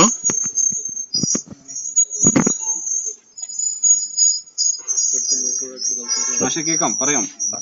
കേൾക്കാം, പറഞ്ഞോട്ടെ. ഓ ശരി. ബഹുമാനിയായ അധ്യക്ഷൻ, ഈ സമ്മേളനം ഔപചാരികമായി ഉദ്ഘാടനം ചെയ്ത ബ്രഹ്മശ്രീ ചിദാനന്ദപുരി സ്വാമിജികൾ, ഈ സമ്മേളനത്തിൽ പങ്കെടുത്തുകൊണ്ടിരിക്കുന്ന മറ്റ് വിശിഷ്ട വ്യക്തികൾ, പൂമുള്ളിയിൽ സംഭവിച്ചത് ഒരു ഒറ്റപ്പെട്ട സംഭവമല്ല. ഹിന്ദു വിരുദ്ധതയുടെ ഏറ്റവും വലിയ വക്താക്കളായിട്ടുള്ള ഭരണകക്ഷിയിൽപ്പെട്ട പ്രമുഖ രാഷ്ട്രീയ പ്രസ്ഥാനമായ CPM-ന്റെ പ്രവർത്തകരാണ് ഇത്തരത്തിൽ പൈശാചികമായ ഒരു പ്രവൃത്തിയിലൂടെ ഇവിടുത്തെ ഹൈന്ദവ സമൂഹത്തെ വ്രണപ്പെടുത്തിയിട്ടുള്ളത്. അതിനെ പ്രതിഷേധിക്കുവാൻ തെരഞ്ഞെടുത്ത ഈ ദിവസത്തിന്റെ പ്രത്യേകതയാണ് മുൻ പ്രാസംഗരെല്ലാം തന്നെ പറഞ്ഞത്. മഹാത്മാ അയ്യൻകാളി ജാതിജന്യമായ ഐക്യത്തിന്റെ പേരിൽ അധസ്ഥ ജനവിഭാഗങ്ങൾ അനുഭവിച്ച അവാച്യമായ അവർണ്ണനീയമായ അവഗണനയും അവരുടെ രക്തവും ജീവനും നഷ്ടപ്പെടുത്തിക്കൊണ്ടുള്ള സംഘർഷങ്ങളും സാമൂഹിക നീതി നിഷേധങ്ങളും മനുഷ്യാവകാശ ലംഘനങ്ങളും എല്ലാം നവോത്ഥാന പോരാട്ടത്തിന്റെ കർമ്മകാണ്ഡങ്ങളിലൂടെ ഒരു പരിധിവരെ തടഞ്ഞു നിർത്തിക്കൊണ്ടാണ് നവോത്ഥാന പോരാട്ടങ്ങൾ വിജയം കുറിച്ചത്. ഈ ഇത്തരം പ്രവൃത്തികൾ ആരിൽ നിന്നുണ്ടായോ ആ സമൂഹത്തിലെ തന്നെ ഉൽപ്പതിഷ്ണുക്കളായിട്ടുള്ള അനേകം നേതാക്കൾ മഹാത്മാ അയ്യൻകാളിയുടെ വിഹ്വലതകൾക്കൊപ്പം തോളോട് തോള് ചേർന്ന് നിന്ന് പ്രവർത്തിച്ചതിന്റെ ഫലമായിട്ടാണ് നമ്മൾ ഇന്ന് കാണുന്ന സ്വാതന്ത്ര്യവും മനുഷ്യാവകാശങ്ങളൊക്കെ നേടിയെടുക്കാൻ കഴിയും. ജാതിയുടെ പേരിലുള്ള അയിത്തവും അത് നിലനിർത്തി കൊണ്ടുപോകാനുള്ള വ്യഗ്രതയിൽ കാട്ടിക്കൂട്ടിയ മനുഷ്യാവകാശ ലംഘനങ്ങളുമാണ് ഇവിടെ നവോത്ഥാന പോരാട്ടങ്ങളിലൂടെ തച്ചുടക്കും. അത് ഈ മാസത്തിന്റെ പ്രത്യേകത നവോത്ഥാന പോരാട്ട ത്രയങ്ങൾ എന്ന് വിശേഷിപ്പിക്കുന്ന മഹാത്മാ അയ്യൻകാളി ശ്രീനാരായണ ഗുരുദേവൻ, ചട്ടമ്പി സ്വാമികൾ അവർ ഈ മണ്ണിൽ ജനിച്ചത് ഒരേ മാസത്തിലാണ്. അവരുടെ ഗുരുനാഥനായിരുന്ന അയ്യാസ്വാമികളും ചേർന്ന് നടത്തിയ ഒരു നവോത്ഥാന പോരാട്ടം ഈ അയിത്തത്തെ ഭൂമികയിൽ നിന്ന് തുടച്ചു നീക്കുവാനും തദ്വാരായുള്ള പീഡനങ്ങളും കൊലപാതകങ്ങളും സംഘർഷങ്ങളും ഒക്കെ ഇല്ലായ്മ ചെയ്യുവാനുമാണ് നവോത്ഥാന പോരാട്ടങ്ങളിലൂടെ നമുക്ക് കഴിഞ്ഞത്. ആ നവോത്ഥാനത്തിന്റെ മഹത്വ ഗുണങ്ങൾ എല്ലാം ജനാധിപത്യവൽക്കരണത്തിന്റെ പാതയിൽ ഉപേക്ഷിച്ച് ഈശ്വരവിശ്വാസങ്ങളെ മറ്റു വിശ്വാസ പ്രമാണങ്ങളെ എല്ലാം തന്നെ ഉപേക്ഷിച്ച് രാഷ്ട്രീയ ഭാണ്ഡവും പേറി ഈ നവോത്ഥാന ഭൂമിയിൽ 6 പതിറ്റാണ്ട് പിന്നിട്ട് നമ്മൾ വജ്ര കേരളത്തിലെത്തി നിൽക്കുകയാണ്. ഇപ്പോഴാ നമ്മുടെ കൈവശമുള്ള പാണ്ഡക്കെട്ടുകൾ അഴിച്ചു നോക്കിയാൽ അവിടെ രക്തസാക്ഷികളുടെ അസ്ഥിപഞ്ജരങ്ങളും മകൻ നഷ്ടപ്പെട്ട അമ്മയും ഭർത്താവ് നഷ്ടപ്പെട്ട ഭാര്യയും അച്ഛൻ നഷ്ടപ്പെട്ട മക്കളും രക്തസാക്ഷി മണ്ഡപങ്ങളിൽ ഉറങ്ങുന്ന ഒരവസ്ഥയിലേക്ക് നാം എത്തുന്നു. സാമൂഹ്യ നവോത്ഥാനത്തിൽ നിന്ന് നമ്മൾ നഷ്ടപ്പെടുത്തിയ ആ നവോത്ഥാന മൂല്യങ്ങൾ വീണ്ടെടുക്കുവാൻ ഇനിയും ഒരു സാമൂഹ്യ നവോത്ഥാനമോ രാഷ്ട്രീയ നവോത്ഥാനമോ ആവശ്യമായി വന്ന ഒരു കാലഘട്ടമാണ്. ഇവിടെ ഹൈന്ദവ വിശ്വാസങ്ങൾക്കും ഹൈന്ദവ സമൂഹത്തിനും എതിരായ അവരെ തകർക്കാൻ വേണ്ടി, അവരുടെ ആചാരാനുഷ്ഠാനങ്ങളെ തകർക്കുവാൻ വേണ്ടി, അവരുടെ ആരാധനാലയങ്ങൾ, ക്ഷേത്രങ്ങൾ തകർക്കുവാൻ വേണ്ടിയുള്ള ബോധപൂർവമായ ശ്രമങ്ങൾ നടത്തിവരികയാണ്. അത് ഇപ്പോഴതിനെ സമാന്തരമായി ആഘോഷങ്ങൾ സംഘടിപ്പിക്കുന്നത് അതിനോടുള്ള വിശ്വാസവും ഭക്തിയും കൊണ്ടല്ല. ആ ക്ഷേത്രങ്ങളിലിരിക്കുന്ന കോടാനുകോടി രൂപയുടെ വസ്തുവകളും അതിന്റെ ക്ഷേത്രഭൂമിയെല്ലാം കവർന്നെടുക്കാൻ വേണ്ടിയിട്ടുള്ള ശ്രമങ്ങളാണ്. ഇത് കൊള്ളക്കാരുടെ മനസാക്ഷിയാണ്, വഞ്ചകരുടെ ചിന്തയാണ്. ഇതിനെ നമുക്ക് ചെറുത്തു തോൽപ്പിക്കാൻ കഴിയും. ഇവിടെ ശബരിമല ക്ഷേത്രം, അതുമായി ബന്ധപ്പെട്ട കാര്യങ്ങളെല്ലാം നിങ്ങൾക്കറിയാം. ഇപ്പോ ക്ഷേത്രങ്ങളിൽ വിശ്വാസികളായിട്ടുള്ള ഹിന്ദു സമൂഹത്തെ ഭിന്നിപ്പിക്കുവാനും അതിലൂടെ അവർക്ക് രാഷ്ട്രീയ മുതലെടുപ്പ് നടത്താനും വേണ്ടിയുള്ള ശ്രമമാണ് നടക്കുന്നത്.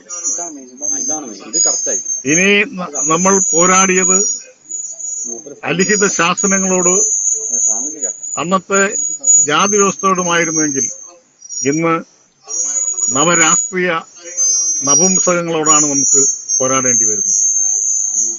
അതിന് നമുക്ക് തയ്യാറെടുത്തേ മതിയാവും. ഇപ്പോൾ രാഷ്ട്രീയ അധികാരം ഉപയോഗിച്ച് എന്ത് വൃത്തികേടുകളും ചെയ്യാവുന്ന അവസ്ഥയിലേക്ക് നാം എത്തി നിൽക്കുകയാണ്. രാഷ്ട്രീയ ജീർണത, അഴിമതിയുടെ കൂത്തരങ്ങ് എല്ലാം നാം കണ്ടുകൊണ്ടിരിക്കുകയാണ്. ഇവിടെ കേരളത്തിൽ ജാതീയതയുടെ കരാളഹസ്തങ്ങളിൽ നിന്നുള്ള പിടുത്തം ഒരുവിധം നമുക്ക് അകറ്റി നിർത്താൻ കഴിഞ്ഞപ്പോൾ സ്വതന്ത്ര ഇന്ത്യയുടെ ഭരണഘടനയിൽ മഹാനായ ഡോക്ടർ അംബേദ്കർ അദ്ദേഹത്തിന്റെ ജീവരക്തം കൊണ്ട് എഴുതി വെച്ച 17ാം വകുപ്പ് അയിത്താചരണത്തിന്റെ ഏതു തരത്തിലുള്ള കുറ്റവും അയിത്താചരണവും ശിക്ഷിക്കപ്പെടാവുന്ന കുറ്റമാണെന്ന് എഴുതി വെച്ചുകൊണ്ടാണ് നമ്മൾ 7 പതിറ്റാണ്ട് പിന്നിട്ടത്. അപ്പോൾ നിയമപരമായും സാമൂഹ്യ പോരാട്ടങ്ങളിലൂടെയൊക്കെ അകറ്റി നിർത്താൻ ശ്രമിക്കുന്നതാണ് ഈ വർഗീയ വിദ്വേഷം എന്ന് പറയുന്നത്. ജാതി വിദ്വേഷം, ജാതി ആചരണവും അയിത്താചരണവും ഒക്കെ മാറ്റി നിർത്താൻ കഴിയുന്നതാണ്. അത് മനുഷ്യന്റെ മനസ്സിൽ നിന്ന് മാറി ഇപ്പോൾ അവരുടെ പ്രവൃത്തികളിലേക്ക് അത് വന്നുകൊണ്ടിരിക്കുകയാണ്. പൂമുള്ളിയിലെ ഒരു വ്യാജ വാർത്ത പുറപ്പെടുവിച്ച് അതിൽ പിന്നോക്ക സവർണ അവർണത ആ നിലനിർത്താൻ, ആ സംഘർഷവും വൈരുദ്ധ്യവും നിലനിർത്താൻ വേണ്ടിയുള്ള ഗൂഢശ്രമങ്ങളാണ് നടക്കുന്നത്. ഒരിക്കലും നമുക്ക് അംഗീകരിക്കാൻ കഴിയില്ല. ഇതിനെ എല്ലാ ഹൈന്ദവ സമൂഹങ്ങളും അവരുടെ സംഘടനകളും നേതാക്കളും ഒറ്റക്കെട്ടായി നിന്ന് ഇതിനെ ചെറുത്താൽ ഇതിനെ നമുക്ക് വിജയിക്കാൻ കഴിയുമെന്ന കാര്യത്തിൽ ഒരു വിശ്വാസമില്ല. ഇത്തരം ഭീഷണികളെ ഹൈന്ദവ സമൂഹമാണ് നേരിട്ടുകൊണ്ടിരിക്കുന്നത്. അതെന്തും ചെയ്യാൻ മടിയില്ലാത്തവരാണ് നമ്മുടെ ഭരണാധികാരികളായിരിക്കുന്നത്. ഞാൻ ഈ അടുത്ത കാലത്ത് സ്വാമിജി സൂചിപ്പിച്ചതുപോലെ കേട്ട വാർത്ത ക്ഷേത്രക്കുളങ്ങളിൽ മീൻ വളർത്താൻ പോകുന്നു എന്നാണ്. അത് അവഹേളനപരമായിട്ടുള്ള ഒരു പ്രസ്താവന. അപ്പോ ക്ഷേത്രം പൊളിച്ച് കക്കൂസ് പണിയണമെന്ന് പറഞ്ഞ ആളുകൾ ക്ഷേത്രത്തിലേക്ക് ആരും ഒന്നും കൊടുക്കേണ്ട എന്ന് പറഞ്ഞ ആളുകൾ ഇപ്പൊ ക്ഷേത്രത്തിന്റെ ചുറ്റും നടന്ന് അതിനകത്തിരിക്കുന്ന സമ്പത്ത് സ്വപ്നം കണ്ടു നടക്കുകയാണ്. ശ്രീപത്മനാഭസ്വാമി ക്ഷേത്രത്തിലും കോടാനുകോടി രൂപയുടെ മൂല്യം ഉണ്ട്. അതെല്ലാം എടുക്കാൻ, കൊണ്ടുപോയി മോഷ്ടിക്കാൻ, അതുപോലെ ക്ഷേത്രത്തിന്റെ ഭൂമിയും മറ്റ് വസ്തുക്കളെല്ലാം കണ്ണുവെച്ചുകൊണ്ടാണ് ഈ വിഭാഗം വരുന്നത്. അതായത് ഇതിനെ സംരക്ഷിക്കാൻ വേണ്ടിയാണ്. ഇവിടെ ഹിന്ദു ക്ഷേത്രങ്ങൾ ഹിന്ദുമത വിശ്വാസികൾക്കാണ് കൊടുക്കേണ്ടത്. ഈശ്വരനില്ലെന്ന് പറയുകയും ഈശ്വര വിശ്വാസത്തെയും വിശ്വാസികളെയും അവഹേളിക്കുകയും ചെയ്യുന്ന ആളുകൾ ആ ക്ഷേത്ര ഭരണത്തിലേക്ക് വരുന്നത് വിശ്വാസം കൊണ്ടല്ലെന്ന് നമുക്ക് അറിയാം. 3 നേരം അരിയാഹാരം കഴിക്കുന്ന ആർക്കും അറിയാം ഇത് വിശ്വാസം കൊണ്ടല്ല. അതവിടെ ഇരിക്കുന്ന സമ്പത്ത് നാനാവിധമായ രീതിയിൽ കൊള്ളയടിച്ച് കൊണ്ടുപോകാൻ വേണ്ടിയാണ്. അതിനൊരു പാർട്ടിയും ഭരണകൂടവും ഒക്കെ ഒറ്റക്കെട്ടായി നിൽക്കുകയാണ്. ഇപ്പൊ നിൽക്കാം, ഇവിടെ മഹാത്മാ അയ്യൻകാളി നടത്തിയ പോരാട്ടങ്ങളിൽ ഏറ്റവും സുപ്രധാനമായതൊന്ന്, ഇത് കാർഷിക മേഖലയിൽ പണിയെടുത്ത് അനുഭവ സമ്പത്തുള്ള ആളുകളാണ് ഈ അധസ്ഥജന വിഭാഗങ്ങളിലും പിന്നോക്ക വിഭാഗങ്ങളിലും പെട്ട ആളുകൾ. അവർക്ക് കൃഷി ചെയ്യാൻ കൃഷിഭൂമി കൊടുത്താൽ ഇവിടുത്തെ ഭക്ഷ്യക്ഷാമം പരിഹരിക്കാൻ കഴിയും. അതുകൊണ്ട് അവർക്ക് കൃഷിഭൂമി കൊടുക്കണം എന്ന് 120 വർഷങ്ങൾക്ക് മുമ്പ് അദ്ദേഹം ആവശ്യപ്പെട്ടു. 1911 പ്രജാസഭാ മെമ്പറായപ്പോൾ നിരന്തരമായി അദ്ദേഹം ആവശ്യപ്പെട്ടു. കുറെ ഭൂമി അന്ന് രാജഭരണകാലത്തും അവർക്ക് പതിച്ചു കൊടുത്തു. ഇന്നും ആ മുദ്രാവാക്യം കേരളത്തിൽ മുഴങ്ങിക്കേൾക്കുന്നു. കാർഷിക ഭൂപരിഷ്കരണ നിയമം നടപ്പാക്കിയെന്ന് വീമ്പടിക്കുന്ന കമ്മ്യൂണിസ്റ്റുകാരാണ് പറയുന്നത്. ഇപ്പോൾ 4.5 ലക്ഷം ആളുകളിലൂടെ ഒരു കൂര വയ്ക്കാൻ 2 സെന്റ് ഭൂമിയില്ലാത്തവരുണ്ട്. എന്നാൽ ഗവൺമെന്റ് തന്നെ സംബന്ധിച്ചോ 5.5 ലക്ഷം ഏക്കർ ഭൂമി പാട്ടക്കാലാവധി കഴിഞ്ഞത് കേരളത്തിൽ ഗവൺമെന്റിന് പിടിച്ചെടുക്കാൻ കഴിയുന്നു. അതിനെ ഇവരുടെ പക്ഷം ചേരുന്ന വക്കീലന്മാരെ വെച്ച് കേസ് നടത്തി അത് ഒത്തുതീർപ്പുണ്ടാക്കി അത് തുണ്ടമായി വിറ്റ് അതിന്റെ കമ്മീഷൻ അടിക്കുന്ന പണിയാണ് ഇപ്പോൾ ഗവൺമെന്റ് ചെയ്യുന്നത്. അവരീ പറയുന്നതിൽ ഒരു ആത്മാർത്ഥതയും. മറ്റൊന്ന്, ഇന്ത്യൻ ഭരണഘടന അനുശാസിക്കുന്ന സംരക്ഷണ വ്യവസ്ഥകളിലൊന്നാണ് ഭരണഘടന 330-331 വകുപ്പുകൾ. പട്ടികജാതി വർഗ ആദിവാസി ഗോത്ര വിഭാഗങ്ങൾക്ക് നിയമനിർമ്മാണ സഭകളിൽ, സംസ്ഥാന നിയമസഭകളിലും അതുപോലെ ഇന്ത്യൻ പാർലമെന്റിലുമൊക്കെ ജനസംഖ്യാനുപാതികമായ പ്രാതിനിധ്യം ഉറപ്പുവരുത്തുന്ന വകുപ്പുകളാണ്. മഹാത്മാ അയ്യൻകാളി ഒരു മാതൃകാ ജനപ്രതിനിധിയായിരുന്നു. ശ്രീമൂലം പ്രജാസഭയിൽ അദ്ദേഹം 22 വർഷക്കാലമാണ് ഈ വിഭാഗം ആളുകളുടെ അവകാശങ്ങൾക്ക് വേണ്ടി പോരടിച്ചതും ഈ അവകാശങ്ങൾ നേടിയത്. അതിനെ പിന്തുടർന്നുവന്ന ജനാധിപത്യ വ്യവസ്ഥയിൽ ഭരണഘടനയുടെ സംരക്ഷണത്തോടുകൂടി ഈ വിഭാഗങ്ങളെ പ്രതിനിധീകരിക്കുന്ന ആളുകൾ നമ്മുടെ ഇന്ത്യൻ പാർലമെന്റിൽ 132 അംഗങ്ങളാണുള്ളത് SC/ST വിഭാഗങ്ങളായി. നമ്മുടെ കേരള നിയമസഭയിൽ 16 പേരുണ്ട് SC/ST വിഭാഗങ്ങളായി ഈ ആളുകളെ പ്രതിനിധാനം ചെയ്യുന്നു. അവരുടെ മുന്നിലിട്ട് അവരെ രാഷ്ട്രീയ അടിമത്വത്തിന്റെ ചങ്ങല പേറി നാവിൽ ചങ്ങല പേറി നിൽക്കുന്നവരായിട്ടാണ് നമുക്ക് കാണാൻ കഴിയുന്നത്. ഈ വിഭാഗം ആളുകളെ ഏതു തരത്തിൽ കൊല്ലാക്കൊല ചെയ്താലും കൊല ചെയ്താലും അവരുടെ അവകാശങ്ങൾ അട്ടിമറിച്ചാലും ഫണ്ട് ലാപ്സാക്കിയാലും വാ തുറന്ന് ഈ നിയമസഭയ്ക്കകത്തോ പുറത്തോ ഒരക്ഷരം ഉരിയാടാൻ കഴിവില്ലാത്ത വായ്ക്കില്ലാ കുന്നിലപ്പന്മാരെ സൃഷ്ടിക്കാനല്ല അംബേദ്കർ ഭരണഘടനയിൽ എഴുതി വെച്ചത്.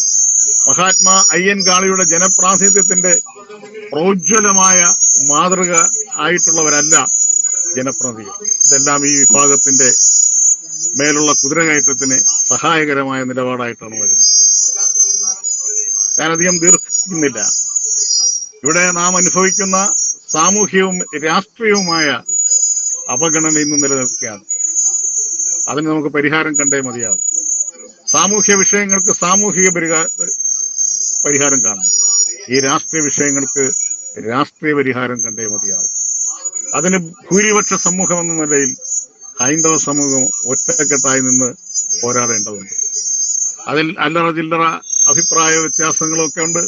ചില ആളുകളുടെ മനസ്സിലിരിക്കുന്ന ഈ വിഷപ്പാമ്പുകൾ ഇടയ്ക്കിടയ്ക്കൊക്കെ ചാടി വീഴും.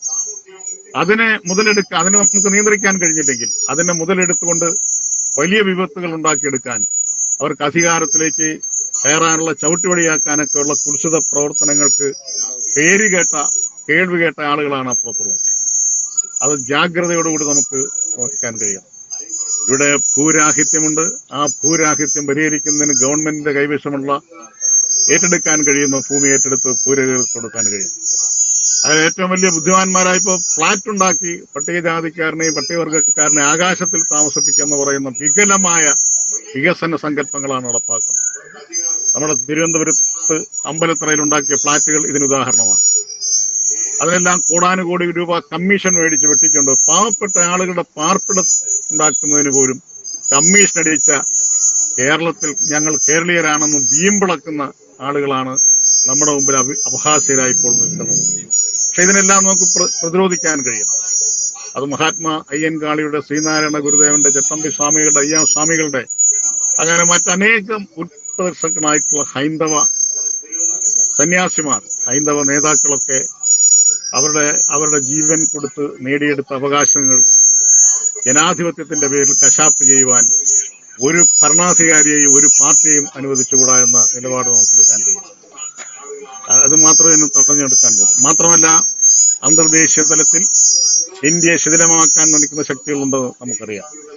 അതും കേരളത്തിൽ നിന്ന്, നമ്മൾ പറയുന്ന രാഷ്ട്രീയ പ്രബുദ്ധമായ, സാംസ്കാരിക പ്രബുദ്ധമായ കേരളത്തിൽ നിന്ന് ആണ് ഈ ആളുകൾ പോകുന്നത് എന്ന് പറയുന്നത്. ലവ് ജിഹാദ് ഇല്ല എന്ന് പോലീസ് പറയുന്നു, മറ്റ് ഏജൻസികൾ പറയുന്നു ഉണ്ടെന്ന് പറയുന്നു. നമുക്ക് ആയിരക്കണക്കിന് പെൺകുട്ടികൾ നഷ്ടപ്പെട്ടുകൊണ്ടിരിക്കുക, ചെറുപ്പക്കാർ നഷ്ടപ്പെട്ടുകൊണ്ടിരിക്കുന്നു. ഇതിനെതിരെ നാം കണ്ണും പൂട്ടിയിരിക്കുകയല്ല വേണ്ടത്, കണ്ണും കാതും തുറന്നിരുന്നു ഇതിനെയൊക്കെ പ്രതിരോധിക്കാൻ കഴിയണം. നമ്മുടെ കുട്ടികൾക്ക് ആവശ്യമായ വിദ്യാഭ്യാസം കൊടുക്കാൻ കഴിയണം. അവർക്ക് മറ്റു മതങ്ങൾ ചെയ്യുന്നവരുടെ മതബോധനം കൊടുക്കാൻ നമുക്ക് കഴിയണം. ഇതൊന്നും കഴിയാതെ നമ്മൾ ഭൂരിപക്ഷമുണ്ട്, നമ്മൾ സഹിഷ്ണുതയുടെ വിശ്വാസികളാണ്, സഹിഷ്ണുത മതവിശ്വാസികളാണ് എന്ന് പറഞ്ഞിരിക്കുന്നത് നമ്മുടെ കണ്ണും കാതും ഒക്കെ മുറിച്ചുകൊണ്ടുപോകാനുള്ള അവസരം സൃഷ്ടിക്കലാകും എന്നുള്ളതാണ് യാഥാർത്ഥ്യം. അതുകൊണ്ട് ഈ പൂമുള്ളിയിൽ നടന്ന ആ സംഭവത്തെ, അതിന്റെ യഥാർത്ഥ വസ്തുതകൾ കേരള സമൂഹത്തെ അറിയിക്കാൻ നമുക്കാണ് ബാധ്യത.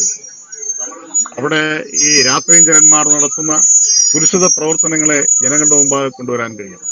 അത്തരം ആളുകൾക്ക് ഇനി ഭരണാധികാരികളായി തുടരാൻ കഴിയാത്ത രാഷ്ട്രീയ സാഹചര്യം ഉണ്ടാക്കാൻ നമുക്ക് കഴിയണം.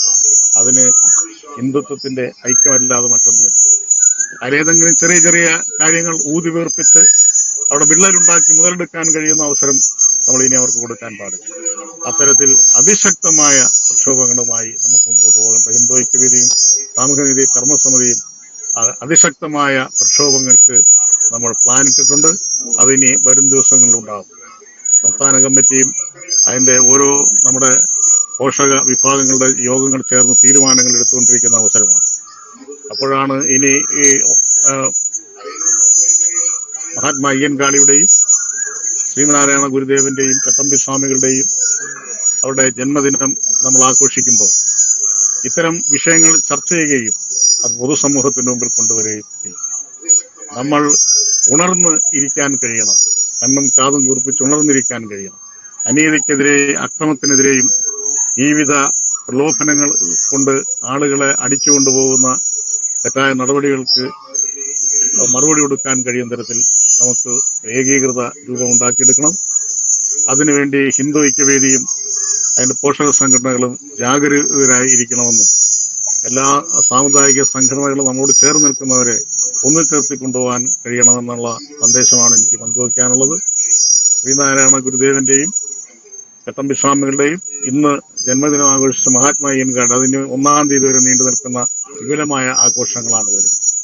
ഇപ്പോഴാ ആഘോഷങ്ങളൊക്കെ അതിനെയൊക്കെ അവഹേളിച്ചവർ ഇപ്പോഴതെല്ലാം തലയിലേറ്റിക്കൊണ്ട് നടക്കുന്നത് കാണുന്നത് വളരെ സന്തോഷകരമായ അവസ്ഥയാണ്. തിരുവനന്തപുരത്ത് വെള്ളയമ്പലം സ്ക്വയറിൽ ഏതാണ്ട് 1000 കൊടി വെച്ചിട്ടുണ്ട്. മുഴുവൻ രാഷ്ട്രീയ പാർട്ടിക്കാരുടെയും കൊടിയോടെ ഉണ്ട്, സാമുദായിക സംഘടനകളുടെയും കൊടി വെച്ചിട്ടുണ്ട്. ഇതൊന്നും ഇതിനു മുമ്പുണ്ടായിരുന്ന കാര്യങ്ങളല്ല. അപ്പോൾ മാറ്റങ്ങൾ സംഭവിച്ചുകൊണ്ടിരിക്കുകയാണ്, പരിവർത്തനങ്ങൾ സംഭവിച്ചുകൊണ്ടിരിക്കുകയാണ്. അതിന് വേഗം കൂട്ടാൻ ഇത്തരം യോഗങ്ങളും പ്രതിഷേധങ്ങളും ഉപകരിക്കുമെന്ന കാര്യത്തിൽ തർക്കമില്ല. ഈ യോഗം സംഘടിപ്പിച്ച അതിന്റെ മുഴുവൻ സംഘാടകർക്കും അതിന് നേതൃത്വപരമായ പങ്കുവഹിച്ച ഹിന്ദു ഐക്യവേദിയുടെയും സാമൂഹ്യനീതി കർമ്മസമിതിയുടെയും പ്രവർത്തകർക്കും മഹാത്മാ അയ്യൻകാളി ജന്മദിന ആഘോഷങ്ങളും സന്ദേശവും ഞാൻ ഇപ്പോൾ പങ്കുവയ്ക്കുന്നു. പങ്കെടുത്ത എല്ലാവർക്കും ഒരിക്കൽ കൂടി ആശംസകൾ അർപ്പിച്ചുകൊണ്ട് ഞാൻ അവസാനിപ്പിക്കുന്നു. നന്ദി, നമസ്കാരം.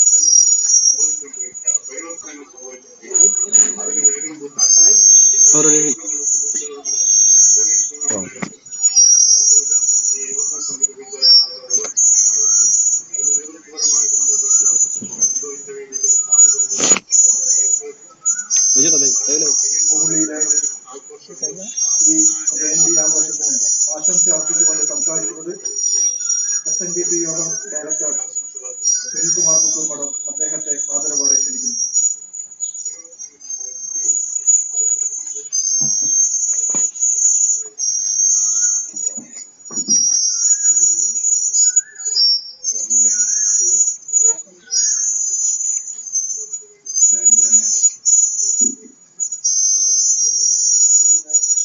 ഈ യോഗ അധ്യക്ഷൻ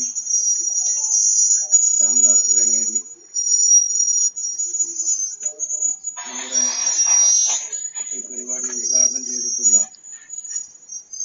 സംപൂജ്യ ചിദാനന്ദപുരി സ്വാമികൾ,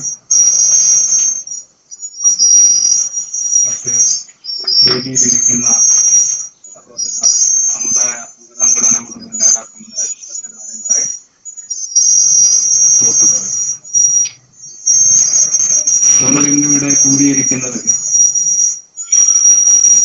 ഈ പ്രദേശത്തെ ജനങ്ങളെ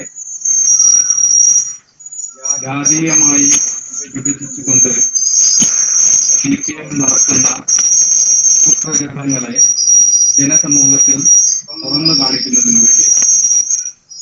ഒരുപക്ഷെ ഈ പ്രദേശത്തുള്ള എല്ലാ ജനവിഭാഗങ്ങൾക്കും CPM നടത്തുന്ന ഈ കുപ്രചരണങ്ങളെ കുറിച്ച് അറിവുണ്ടായിരിക്കും. എന്നെ പോലെ അല്ലെങ്കിൽ ഞങ്ങളെ പോലെ ദൂരസ്ഥലങ്ങളിലുള്ള ആളുകൾക്ക് ഇവർ നടത്തുന്ന കുപ്രചരണങ്ങൾ ആണ് എന്ന് തിരിച്ചറിയാൻ ബുദ്ധിമുട്ടായിരിക്കും.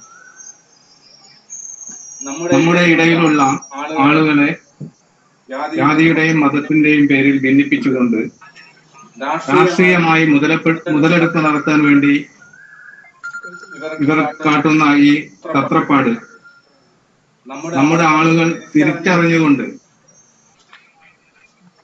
അരിയാഹാരം കഴിക്കുന്ന ഒരു ഹിന്ദു മതവിശ്വാസിക്ക് CPM-ൽ തുടരാൻ കഴിയില്ല എന്നാണ് എന്റെ വ്യക്തമായിട്ടുള്ള അഭിപ്രായം.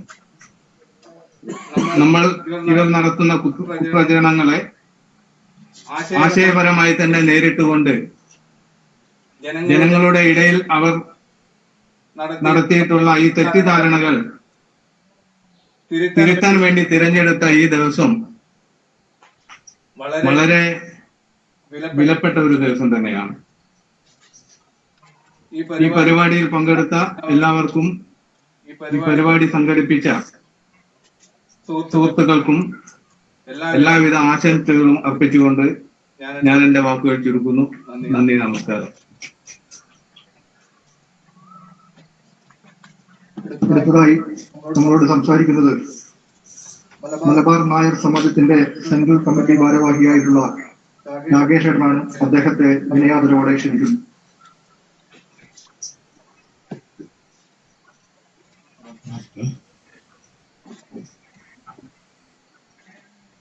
ബഹുമാന്യായ അധ്യക്ഷൻ, ആദരണീയനായ സ്വാമിജി, സ്വാമിജി, വേദിയിലിരിക്കുന്ന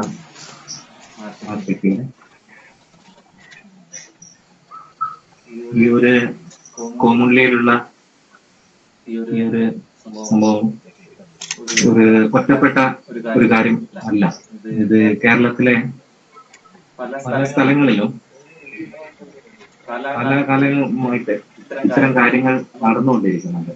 പക്ഷെ ഇതിനെതിരെ നമുക്ക് ഇതുപോലെ സംഘടിക്കാൻ പറ്റുന്നില്ല, അതുപോലെ മറുപടി കൊടുക്കാൻ പറ്റുന്നില്ല. ആദ്യം തന്നെ ഇത് സംഘടിപ്പിച്ച ഭാരവാഹികളെ എത്ര അഭിനന്ദിച്ചാലും നമുക്ക് മതിയാവില്ല. ഇത്തരം CPM-ന്റെ ഇത്തരം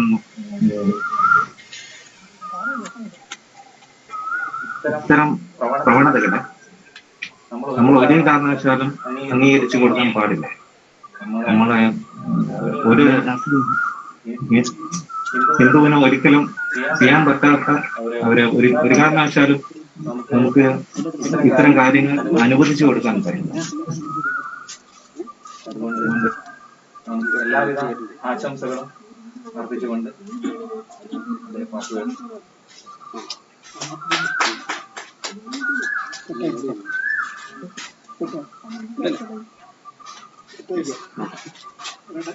ഒറ്റ മിനിറ്റ് അത് ഫോൺ കട്ടായി. സിം റേഞ്ചിലായി. അതില്ല, സിം നെറ്റ് കട്ടായി. ഒറ്റ മിനിറ്റ്.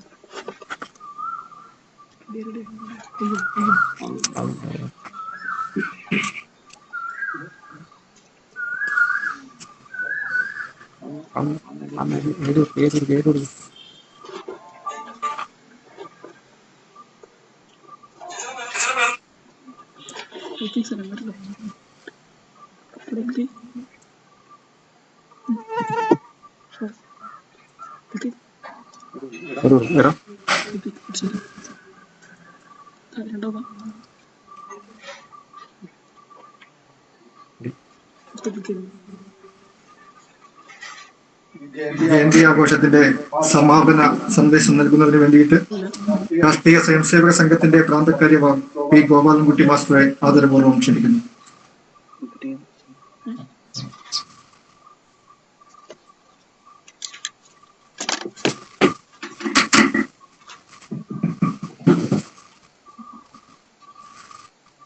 സമാദരണീയനായ അധ്യക്ഷൻ ശ്രീ രാമദാസ് ജി, ഈ സമ്മേളനം ഔപചാരികമായി ഉദ്ഘാടനം ചെയ്ത സംപൂജ്യ സ്വാമിജി, ഈ വേദിയിൽ പ്രമുഖരായ സഹോദരങ്ങളെ, എന്നെ ശ്രവിച്ചുകൊണ്ടിരിക്കുന്ന മറ്റ് ഹൈന്ദവ വിശ്വാസികളെ, നിങ്ങൾക്കെല്ലാവർക്കും എന്റെ വിനീതമായ നമസ്കാരം. ഇന്ന് വളരെ ഭവ്യമായ, എന്തുകൊണ്ടും പ്രാധാന്യമുള്ള ഒരു ദിവസത്തിലാണ് നാം ഒരുമിച്ച് കൂടിയിട്ടുള്ളത്. കേരളത്തിലെ സാമൂഹ്യ നവോത്ഥാനം സാധ്യതമാക്കിയ ആചാര്യത്രയങ്ങളിൽ പ്രഥമഗണനീയമായ സ്ഥാനം തന്നെ കൊടുക്കുവാൻ യോഗ്യതയുള്ള മഹാത്മാ അയ്യങ്കാളിയുടെ ജന്മദിനത്തിലാണ് നമ്മൾ ഒരുമിച്ച് കൂടിയിട്ടുള്ളത്. മനുഷ്യ പരിഗണന എന്നല്ല, മൃഗങ്ങളുടെ പരിഗണന പോലും നൽകപ്പെടാത്ത ഒരവശ വിഭാഗ സമുദായത്തെ അവർക്ക് ശക്തി പകർന്നുകൊണ്ട്, ആത്മവിശ്വാസം പകർന്നുകൊണ്ട്, നീതി നിഷേധങ്ങൾക്കെതിരായി അധികാരികളുടെയും അതേപോലെ തന്നെ അന്നത്തെ സവർണ മേധാവികളുടെയും ഒക്കെ കണ്ണു തുറപ്പിച്ചുകൊണ്ട് വലിയ നേതൃത്വം കൊടുത്ത ഒരു മഹാനുഭാവനായിരുന്നു ആചാര്യ അയ്യങ്കാളി. ഇന്ന് നവോത്ഥാനത്തിന്റെ അവകാശവാദം ഉന്നയിച്ചുകൊണ്ട് പലരും മുന്നോട്ട് വരുന്നുണ്ട്. അതിൽ വളരെ പ്രധാനപ്പെട്ടവരാണ് ഇടതുപക്ഷ ശിഷ്യ കമ്മ്യൂണിസ്റ്റ് പാർട്ടി. എന്നാൽ കേരളത്തിലെ നവോത്ഥാനവുമായി ബന്ധപ്പെട്ടുകൊണ്ടുള്ള ഒരു പ്രവർത്തനങ്ങളിലും കമ്മ്യൂണിസ്റ്റ് പാർട്ടിക്ക് പങ്കില്ല എന്നുള്ളതാണ് യാഥാർത്ഥ്യം. കേരളത്തിൽ നടന്ന എല്ലാ നവോത്ഥാന ശ്രമങ്ങളും ഈ പ്രസ്ഥാനം കേരളത്തിൽ ആരംഭിക്കുന്നതിന് മുൻപേ നടന്നതാണ്. അയ്യങ്കാളിയെ പോലെ ഇത്രയേറെ വലിയ പരിശ്രമം നടത്തിയ കാർഷിക പരിവർത്തനത്തിനു വേണ്ടി വലിയ രീതിയിൽ പ്രവർത്തിച്ച തന്റെ ചരിത്ര പുസ്തകത്തിൽ ഒന്ന് സ്മരിക്കുവാൻ പോലും ശ്രീ EMS നമ്പൂതിരിപ്പാട് അവസരം കണ്ടിട്ടില്ല എന്ന് പറയുമ്പോൾ തന്നെ എത്ര ലജ്ജാവഹമായ രീതിയിലാണ് അവര് ഈ തരം പ്രവർത്തനങ്ങളെ തമസ്കരിക്കുന്നതെന്നും തങ്ങളാണ് ഇതൊക്കെ വരുത്തിയത് അല്ലെങ്കിൽ നടത്തിയത് എന്ന് വരുത്തി തീർക്കാൻ എത്ര ഹീനമായ ശ്രമങ്ങളാണ് അവർ നടത്തുന്നത് എന്നും നമുക്കറിയാം. ഗുരുദേവനെ കുറിച്ചും അദ്ദേഹം പരാമർശിച്ചിട്ടുണ്ടെങ്കിലും അത് ആശാസ്യമായ പരാമർശമല്ല. കാരണം ഗുരുദേവൻ സന്യാസിയായിരുന്നതുകൊണ്ട് സന്യാസിമാരൊക്കെ ബൂർഷകളാണ് എന്നുള്ള രീതിയിൽ നമ്മുടെ മുന്നോട്ട് പോക്കിന് എതിരായ രീതിയിലുള്ള അന്ധവിശ്വാസങ്ങളെയും അനാചാരങ്ങളെയും അവരൊക്കെ മുന്നോട്ട് വെച്ചത് എന്ന അർത്ഥത്തിലാണ് അദ്ദേഹത്തെയും പരാമർശിച്ചത്. അങ്ങനെ യഥാർത്ഥത്തിൽ കേരള നവോത്ഥാനം സൃഷ്ടിച്ച എല്ലാവരാലും ബഹുമാനിക്കപ്പെടുന്ന ആരാധ്യരായ ഇത്തരം ആചാര്യത്രയങ്ങളെ മുഴുവനും വളരെ മോശമായ രീതിയിൽ ചിത്രീകരിക്കുകയോ അല്ലെങ്കിൽ തീർത്തും തമസ്കരിക്കുകയോ ചെയ്തുകൊണ്ടാണ് കമ്മ്യൂണിസ്റ്റ് പാർട്ടി രംഗത്ത് വന്നത്. അയ്യങ്കാളിയെ പോലെയുള്ള ഒരു മഹാത്മാവിനെ ഒരുപക്ഷെ അദ്ദേഹം അനുസ്മരിക്കേണ്ടി വരുമ്പോൾ കമ്മ്യൂണിസ്റ്റ് പാർട്ടി ഇന്ന് ഞങ്ങളാണ് ആരംഭിച്ചത് എന്ന് പറയുന്ന എല്ലാ കാര്യങ്ങളും വാസ്തവത്തിൽ അവരല്ല ആരംഭിച്ചത് എന്ന് ജനങ്ങൾക്ക് ബോധ്യപ്പെടും. ഇന്നിപ്പോ എല്ലാവരും ധരിക്കുന്നു കർഷകന്മാരുടെ ആനുകൂല്യങ്ങൾക്ക് അല്ലെങ്കിൽ അവർക്ക് നീതി കിട്ടാൻ വേണ്ടി കർഷക സമരം ആരംഭിച്ചത് കമ്മ്യൂണിസ്റ്റ് പ്രസ്ഥാനമാണ്. അങ്ങനെയാണ് നമ്മുടെ എല്ലാം വിശ്വാസം. പക്ഷെ യഥാർത്ഥത്തിൽ കർഷകൻ സമരം എന്നുള്ള രീതിയിൽ തങ്ങളുടെ കുട്ടികൾക്ക് വിദ്യാഭ്യാസം ലഭിക്കുന്നതിന് വേണ്ടി അതിനുവേണ്ടിയുള്ള പരിശ്രമം നടത്തിയ സമയത്ത് അതിനെ എതിർത്ത അന്നത്തെ ജന്മിമാരായിരുന്ന സവർണ മേധാവികളോട് അവരുടെ മുഖത്തു നോക്കി ആചാര്യ അയ്യങ്കാളി വളരെ ശക്തമായ വാക്കുകളിൽ പറഞ്ഞത് ഇന്നും നമ്മുടെ ചെവികളിൽ മാറ്റൊളിക്കൊള്ളുന്നുണ്ട്.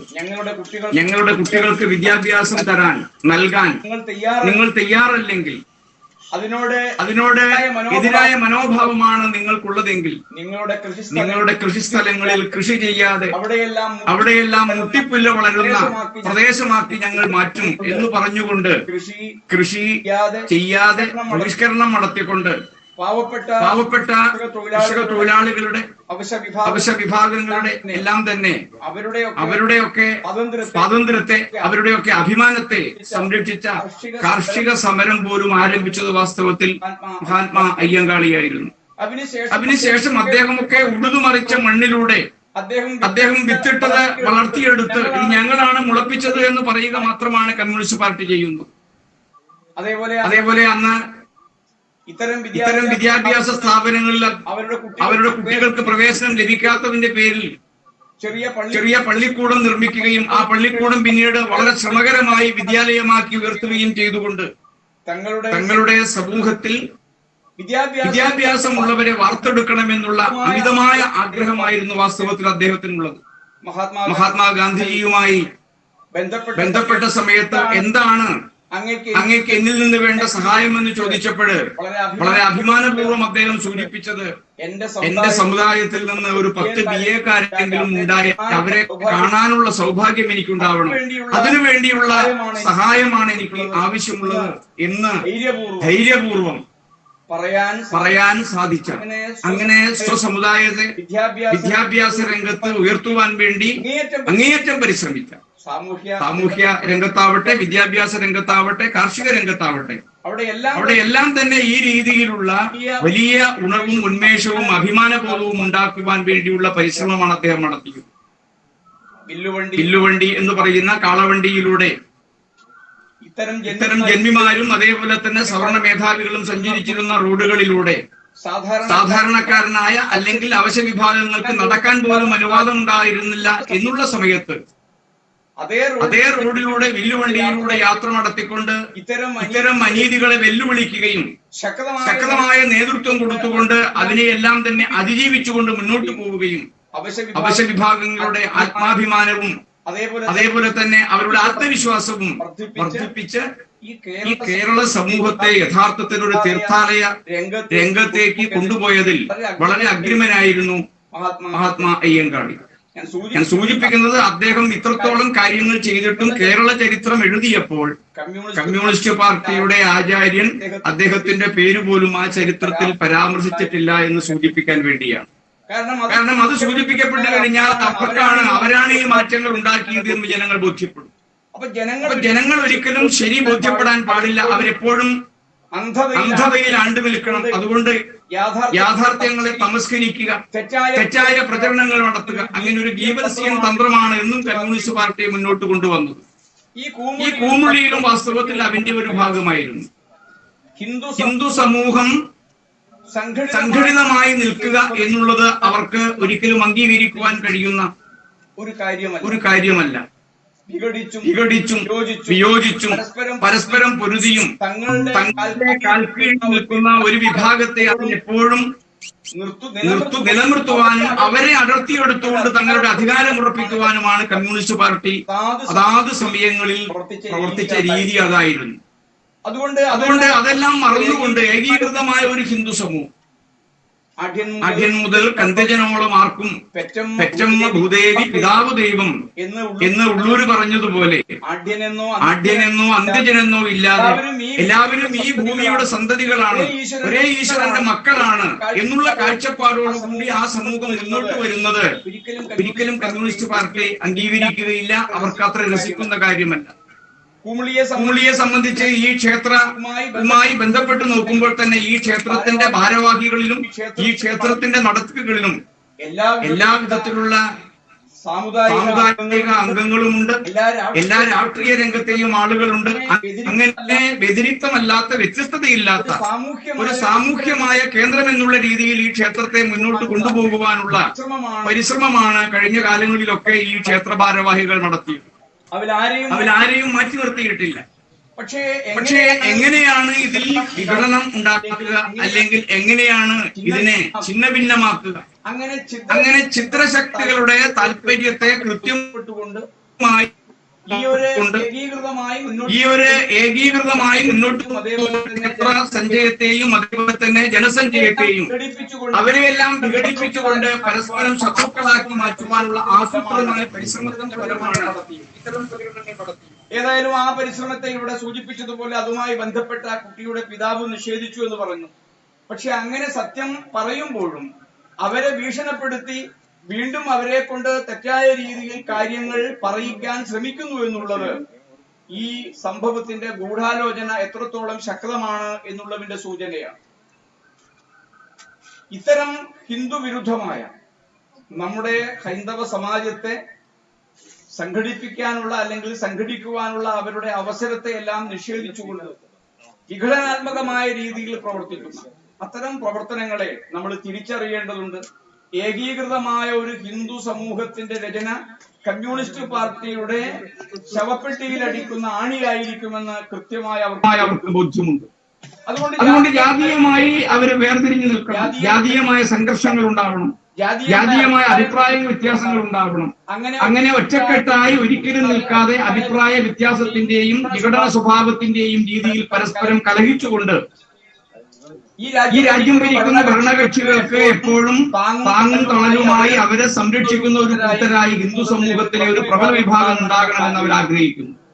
ഈ ഒരു സാമൂഹ്യ നിഷേധത്തെ, സാമൂഹ്യമായ ഏകതാ സംവിധാനത്തെ, ഇതിനെയെല്ലാം തന്നെ നമ്മള് കണ്ടെത്തുകയും അതിനെ തകർക്കാൻ ശ്രമിക്കുന്ന ആളുകളെ മുഴുവൻ ഒറ്റപ്പെടുത്താനുമുള്ള ഒരു പരിശ്രമമാണ് വാസ്തവത്തിൽ ഹിന്ദു സമൂഹത്തിന്റെ ഭാഗമായി ഉണ്ടാകേണ്ടത്. ഇവിടെ പ്രത്യേകിച്ചും ഈ ക്ഷേത്ര ഭാരവാഹികളുമായി ബന്ധപ്പെട്ടുകൊണ്ട് ഇതിന് പ്രചരണം നടത്തിയപ്പോൾ RSS നേതൃത്വം കൊടുക്കുന്ന ക്ഷേത്രത്തിൽ പട്ടികജാതിക്കാരന് വിവാഹം നടക്കാൻ കഴിഞ്ഞില്ല എന്നാണ് അതിന്റെ പ്രധാനപ്പെട്ട പോസ്റ്റ്. രാഷ്ട്രീയ സ്വയംസേവക സംഘത്തിന്റെ രീതിയും പ്രവർത്തനവും എന്താണ് എന്ന് ആരാധ്യരായ ഈ വിഭാഗത്തിലെ ആളുകൾ മനസ്സിലാക്കിയിട്ടുണ്ട്. 1939 സംഘം നടത്തിവരുന്ന ഒരു ക്യാമ്പിൽ പൂനെയില് ഡോക്ടർ അംബേദ്കർ അദ്ദേഹം നേരിട്ട് വരികയും അവിടെയുള്ള കാഴ്ചകൾ കാണുകയും ചെയ്തപ്പോൾ അദ്ദേഹം എന്തെന്നില്ലാത്ത സംതൃപ്തിയാണ് അന്നത്തെ സംഘസ്ഥാപകനോട് പ്രകടിപ്പിച്ചത്. അദ്ദേഹം പറഞ്ഞ വാക്ക് ഇതായിരുന്നു: ഭാരതത്തിൽ ഹിന്ദു സമൂഹം ജാതി വ്യത്യാസങ്ങൾ മറന്നുകൊണ്ട് എവിടെയെങ്കിലും നിൽക്കുമെന്ന് ഞാൻ ഒരിക്കലും വിചാരിക്കുന്നില്ല, ഞാൻ സ്വപ്നം കണ്ടിട്ട് പോലുമില്ല. കാരണം അത്രയേറെ വിഘടിതമാണ് ഹിന്ദു സമൂഹം. പക്ഷെ നിങ്ങളുടെ ഈ ക്യാമ്പിൽ വരുന്ന സമയത്ത് ജാതി ബോധമില്ലാതെ, ജാതി ഭേദമില്ലാതെ ഏകോദര സഹോദരങ്ങളെ പോലെ എല്ലാവരും ജീവിക്കുകയും ഉറങ്ങുകയും ഉണ്ണുകയും എല്ലാം ചെയ്യുന്നത് കാണുമ്പോൾ ഞാൻ അത്ഭുതപ്പെട്ടു പോകുന്നു എന്നാണ് അന്ന് സംഘസ്ഥാപകനോട് ഈ അവശജന വിഭാഗങ്ങളുടെ ഉദ്ധാരണത്തിന് വേണ്ടി ജീവിതം മുഴുവൻ ഹോമിച്ച ഡോക്ടർ അംബേദ്കർ സൂചിപ്പിച്ചു. അതേപോലെ അയിത്താചരണത്തിനെതിരായി അയിത്തം ഈശ്വരന് വിരുദ്ധമാണ് എന്നും അതേപോലെ അയിത്താചരണം ഒരിക്കലും മനുഷ്യത്വമില്ലാത്തതാണ് എന്നുമൊക്കെ സൂചിപ്പിച്ചുകൊണ്ട് അതിനുവേണ്ടി പ്രവർത്തിച്ച മഹാത്മജി 2 തവണ സംഘത്തിന്റെ ക്യാമ്പുകളിൽ വന്ന സമയത്തും അദ്ദേഹം അവസാനം സംഘസ്ഥാപകനോട് പറഞ്ഞത് ഈ ജാതീയമായ വേർതിരിവുകൾ അവസാനിപ്പിച്ചുകൊണ്ടുള്ള ഒരു ഏകീകൃത ഹിന്ദു സമൂഹത്തെ, ജാതിഭേദമില്ലാത്ത, അയിത്താചരണമില്ലാത്ത ഒരു സമൂഹത്തെ സൃഷ്ടിക്കുവാൻ വേണ്ടി ഞാൻ ഏറെക്കാലമായി പാടുപെടുകയാണ്. പക്ഷെ ഞാനതിൽ പരാജയപ്പെടുകയാണ് ചെയ്തത്. ആ പരാജയപ്പെട്ടിടത്താണ് അങ്ങ് ജയിച്ചിരിക്കുന്നത്. അതുകൊണ്ട് എന്റെ സ്വപ്നം അങ്ങ് സാക്ഷാത്കരിച്ചിരിക്കുന്നു എന്നാണ് ഗാന്ധിജി പറഞ്ഞത്. അങ്ങനെ ഏതൊക്കെ ആളുകളാണോ യഥാർത്ഥത്തിൽ ഇവിടെ ഉണ്ടായിരുന്ന ജാതി വ്യവസ്ഥക്കെതിരായി ജാതീയമായ വേർതിരിവുകൾ അവസാനിപ്പിച്ചുകൊണ്ട് ഏകീകൃതമായ ഒരു സമൂഹമായി ഹിന്ദുക്കൾ മുന്നോട്ട് വരുന്നത് കാണാൻ ആഗ്രഹിച്ചത്, അവരുടെ എല്ലാം തന്നെ സങ്കല്പങ്ങളെ പൂവണിയിക്കുന്നതായിരുന്നു രാഷ്ട്രീയ സ്വയംസേവക സംഘത്തിന്റെ പ്രവർത്തനമെന്നും സംഘപ്രവർത്തനം വന്നതിന് ശേഷം അറിയാതെ, പ്രചരണം കൊണ്ടല്ല, പ്രത്യക്ഷമായ രീതിയിൽ ജാതി എതിരായ പ്രചരണങ്ങൾ നടത്തിക്കൊണ്ടല്ല, അല്ലെങ്കിൽ എല്ലാ ജാതിയിലുമുള്ള ആളുകളെ ഇരുത്തിക്കൊണ്ട് കൂട്ടും അതേപോലെ തന്നെ പണികളുമൊക്കെ അല്ലെങ്കിൽ പ്രവർത്തനങ്ങളും നടത്തിക്കൊണ്ടല്ല, നിശബ്ദമായ രീതിയിൽ ജീവിതത്തിന്റെ പ്രവർത്തനത്തിന്റെ കളികളിലും ഊണിലും ഉറക്കിലുമൊക്കെ ജാതി എന്നുള്ള ചിന്ത മറന്നുകൊണ്ട് നാം ഹിന്ദുക്കളാണ് എന്നുള്ള ഉദാത്തമായ സങ്കല്പത്തെ അവരുടെ മനസ്സിലേക്ക് ആനയിച്ചുകൊണ്ട് അതിൽ ഇതെല്ലാം അടങ്ങുന്നു, ഈ വ്യത്യസ്തതയ്ക്ക് അർത്ഥമില്ല എന്ന് അവരെ ബോധ്യപ്പെടുത്തിക്കൊണ്ടാണ് സംഘം ഇത്രയും കാലം പ്രവർത്തിച്ചത്. അതുകൊണ്ടാണ് കേരളത്തില് ഈ സംഘം തുടങ്ങിയ സമയത്ത് തന്നെ നമുക്കറിയാം, ആദ്യം തന്നെ കടലോര പ്രദേശങ്ങളിലാണ് സംഘത്തിന് വളർച്ചയുണ്ടായത്.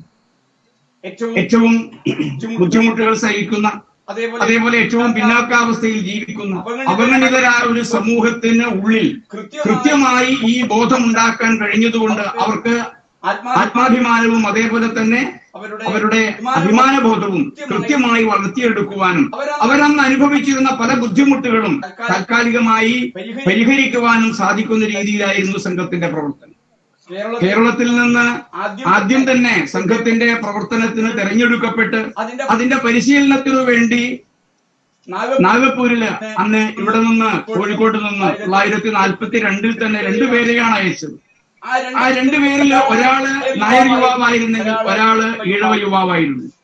അപ്പൊ അതിനർത്ഥം ജാതിഭേദമില്ലാതെ ഹിന്ദു സമൂഹത്തെ ഒരുമിപ്പിക്കുവാൻ തക്ക രീതിയിൽ ഈ കേരളത്തിലെ ആദ്യകാല പ്രവർത്തനത്തിൽ തന്നെ ജാതിരഹിതമായ ഒരു ഹിന്ദു സമാജത്തെ സൃഷ്ടിക്കുവാൻ വേണ്ടിയാണ് രാഷ്ട്രീയ സ്വയംസേവക സംഘം പ്രവർത്തന ആരംഭകാലത്തിൽ തന്നെ പരിശ്രമിച്ചത്. അങ്ങനെയുള്ള സംഘം ഇതുപോലെയുള്ള കാര്യങ്ങൾ ചെയ്യുന്നു, ക്ഷേത്രത്തിലെ ആളുകളെ കടത്തുന്നില്ല എന്നെല്ലാം പറയുന്നത് എത്രയോ ബാലിശമാണ്. മാത്രമല്ല, ഇതുപോലെ ചില പ്രത്യേക ക്ഷേത്രങ്ങൾ, വ്യക്തിപരമായ കുടുംബപരമായ ക്ഷേത്രങ്ങളിൽ ഇതുപോലെയുള്ള ചില സംഭവങ്ങൾ ഉണ്ടായപ്പോൾ അവിടെയെല്ലാം തന്നെ ഇടപെട്ടുകൊണ്ട് അത്തരക്കാർക്ക് ആ ക്ഷേത്രത്തിൽ പ്രവേശിക്കുവാനുള്ള അവസരം ഉണ്ടാക്കി കൊടുക്കുവാൻ അതിന് ഏറെ മുൻപിൽ നിന്നത് രാഷ്ട്രീയ സ്വയംസേവക സംഘമാണ്. ഗുരുവായൂരിലേക്ക് നമുക്കറിയാം, ഗുരുവായൂരിലെ ബ്രാഹ്മണന്മാര് മാത്രം ഇരുന്നുകൊണ്ട് കഴിക്കുന്ന ബ്രാഹ്മണ സദ്യക്ക് ആ സദ്യയിൽ ഇരുന്നുകൊണ്ട് ഊണ് കഴിക്കണമെന്ന പറഞ്ഞുകൊണ്ട് അത് ഞാൻ അവരെ കൂടെ ഊണ് കഴിക്കും എന്ന് പ്രഖ്യാപിച്ചുകൊണ്ട് ഗുരുവായൂരിലേക്ക് യാത്ര നടത്തിയ ശ്രീ കല്ലറ സുകുമാരൻ അദ്ദേഹത്തെ ഗുരുവായൂരിലെത്താൻ RSSകാർ അനുവദിക്കുകയില്ല എന്നും അദ്ദേഹത്തെ വഴിയിൽ വെച്ച് കൊന്നുകളയുമെന്നൊക്കെ അന്ന് കമ്മ്യൂണിസ്റ്റുകാര് പ്രചരണം നടത്തിയിരുന്നു. കാരണം സവർണ മേധാവികളായ RSSകാർ ഇതേപോലെയുള്ള ഒരു പിന്നോക്ക വിഭാഗക്കാരൻ ഗുരുവായൂർ ക്ഷേത്രത്തിൽ വന്ന് ബ്രാഹ്മണ സമൂഹം ഊണ് കഴിക്കുന്ന ഊട്ടുവരയിൽ കയറി നിന്നുകൊണ്ട് അവിടെ ഭക്ഷണം കഴിക്കുവാനുള്ള തീരുമാനമെടുക്കുമ്പോൾ RSSകാർക്ക് വലിയ ബുദ്ധിമുട്ടുണ്ടാവും, അതുകൊണ്ട് വലിയ കലാപം ഉണ്ടാവും എന്നൊക്കെ പറഞ്ഞിരുന്നു. പക്ഷെ എന്താണ് സംഭവിച്ചത്? ഗുരുവായൂരിൽ അദ്ദേഹത്തെ സ്വീകരിക്കുവാൻ ഉണ്ടായിരുന്നത് RSSന്റെ പ്രവർത്തകന്മാരാണ്. മാത്രമല്ല അദ്ദേഹം യാത്ര തുടങ്ങി ഗുരുവായൂർ എത്തുന്നതുവരെയും പല പല കേന്ദ്രങ്ങളിൽ അദ്ദേഹത്തിന് രാഷ്ട്രീയ സ്വയംസേവക സംഘത്തിന്റെ പേരിൽ വലിയ സ്വീകരണങ്ങൾ കൊടുത്തു. അതുകൊണ്ട് ഗുരുവായൂർ അദ്ദേഹം എത്തുമ്പോഴേക്കും അദ്ദേഹം വരുന്നു എന്നുള്ളതിൽ എതിർപ്പുണ്ടായിരുന്ന മുഴുവൻ ജനവിഭാഗങ്ങളും ഒരുപക്ഷെ ആ സമയത്ത് ജാതീയമായ വേർതിരിവും ക്ഷേത്രത്തിന്റേതായ സങ്കല്പത്തിലുള്ള ചില ചിന്തകളുമൊക്കെ വെച്ചുകൊണ്ട് ഇങ്ങനെ സുകുമാരൻ എന്ന് പറയുന്ന വ്യക്തി അവിടെ വരാൻ പാടില്ല എന്ന് ചിന്തിച്ചവരുണ്ടായിരുന്നു സമൂഹത്തിൽ.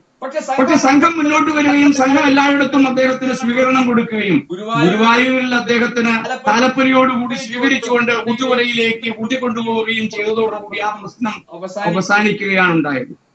അങ്ങനെ കേരളത്തെ ഏറ്റവും പ്രമുഖമായ ക്ഷേത്രത്തിൽ പോലും ഈ പറയുന്ന നമ്മുടെ ഹിന്ദു സമൂഹത്തിന്റെ അവിഭാജ്യ ഘടകമായ നമ്മുടെ സഹോദരന്മാരായ അത്തരം ആളുകൾക്ക് ജാതിയുടെ പേരിലോ അല്ലെങ്കിൽ അവരുടെ മറ്റ് അവശതകളുടെ പേരിലോ ഏതെങ്കിലും രീതിയിലുള്ള കാര്യങ്ങൾ നിഷേധിക്കുന്നതിന് ഒരിക്കലും സംഘം അനുകൂലിക്കുകയില്ല എന്ന് മാത്രമല്ല സംഘം അതിനെതിരായ രീതിയിൽ പ്രത്യക്ഷമായ രീതിയിൽ തന്നെ പ്രവർത്തിച്ചിട്ടുണ്ട് എന്നുള്ളതാണ് രാഷ്ട്രീയ സ്വയംസേവക സംഘത്തിന്റെ ചരിത്രം. പക്ഷെ ഞാൻ സൂചിപ്പിച്ചതുപോലെ കമ്മ്യൂണിസ്റ്റ് പാർട്ടി നമ്പൂതിരിപ്പാടിന്റെ ചരിത്രത്തിൽ ഇത്തരം പ്രവർത്തകന്മാരാരും ഇല്ല എന്നുള്ളതാണ്. നാരായണ ഗുരുദേവനെ കുറിച്ച് അദ്ദേഹം ഒരു നല്ല വാക്കും പറഞ്ഞിട്ടില്ല. ബൂർഷ്വാ സന്യാസി എന്നാണ് വിവേകാനന്ദനെ കുറിച്ച് അദ്ദേഹം പറഞ്ഞത്.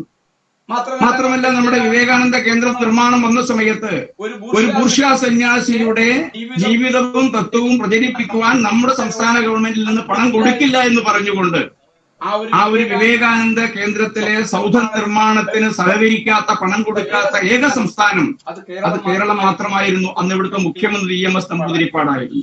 കമ്മ്യൂണിസ്റ്റ് പാർട്ടി തന്നെ ഭരിക്കുന്ന ബംഗാളിൽ ജ്യോതി ബസു അവരോട് അനുകൂലമായി നിന്നുകൊണ്ട് പണം കൊടുക്കുവാൻ തയ്യാറായി എന്നുള്ളതും നമ്മൾ മനസ്സിലാക്കണം. അങ്ങനെ രാഷ്ട്രവിരുദ്ധമായ ദേശീയ വിരുദ്ധമായ ഹിന്ദുത്വ വിരുദ്ധമായ ഹിന്ദു സമൂഹത്തിൽ ഏകീകൃതമായ ഏത് കാര്യങ്ങൾ വരുമ്പോഴും അതിനെയൊക്കെ വിഘടിപ്പിച്ച് ഇല്ലാതാക്കിക്കൊണ്ട് ജാതീയമായി എന്നും നിലനിർത്തിക്കൊണ്ട് മുതലെടുക്കാൻ ശ്രമിക്കുന്ന ഇത്തരം കമ്മ്യൂണിസ്റ്റ് ഗാലക തന്ത്രങ്ങളെ കൃത്യമായി മനസ്സിലാക്കാൻ നമുക്ക് സാധിക്കണം.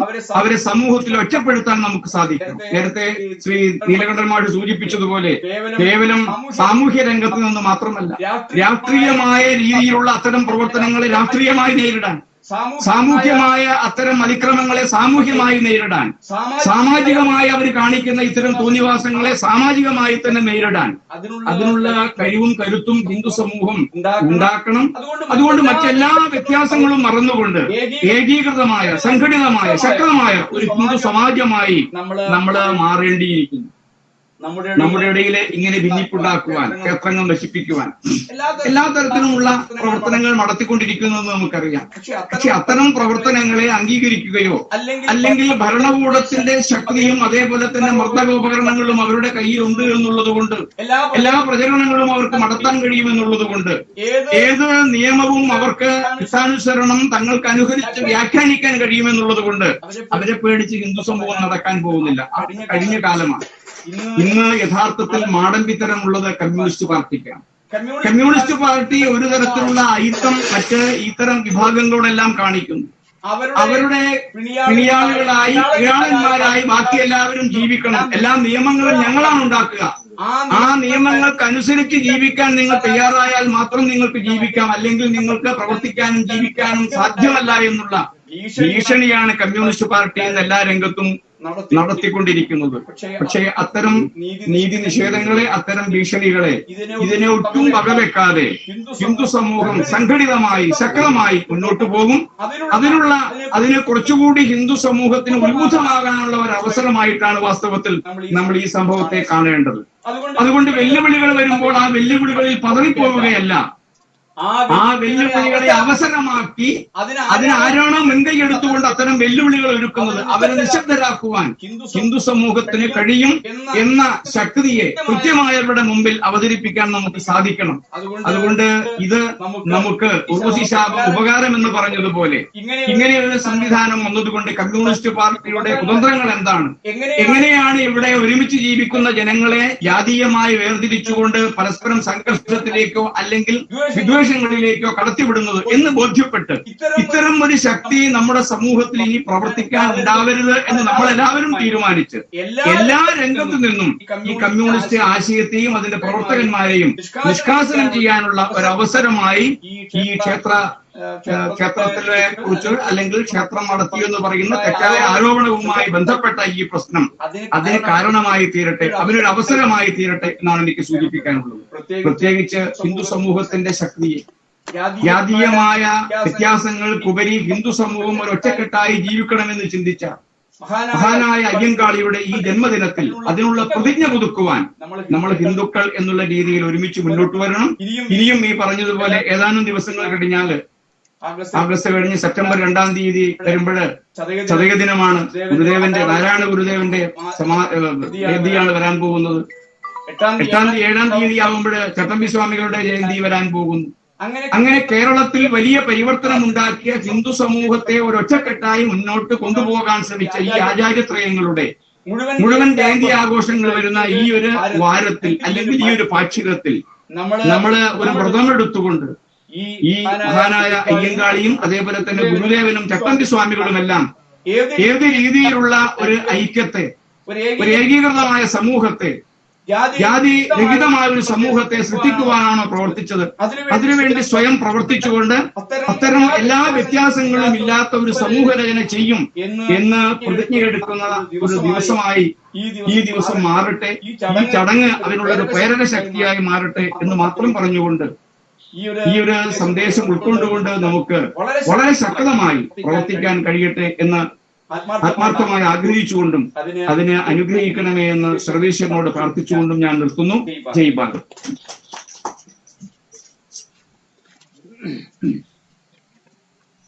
ഈ പരിപാടി നന്ദി അർപ്പിക്കുകയാണ്. നിരവധി സാമുദായിക നേതാക്കന്മാർ നമ്മളെ വിളിച്ച് നമുക്ക് ഐക്യദാർഢ്യം അർപ്പിച്ചിട്ടുണ്ട്.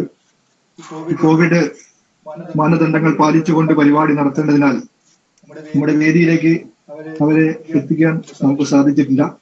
എന്തായാലും അവരുടെ ഐക്യദാർഢ്യം ഞാൻ ഇവിടെ അറിയിക്കുകയാണ്. നന്ദി അർപ്പിക്കുന്നതിന് വേണ്ടി ഹരിമാഷെ ആദരപൂർവ്വം ക്ഷണിക്കുന്നു.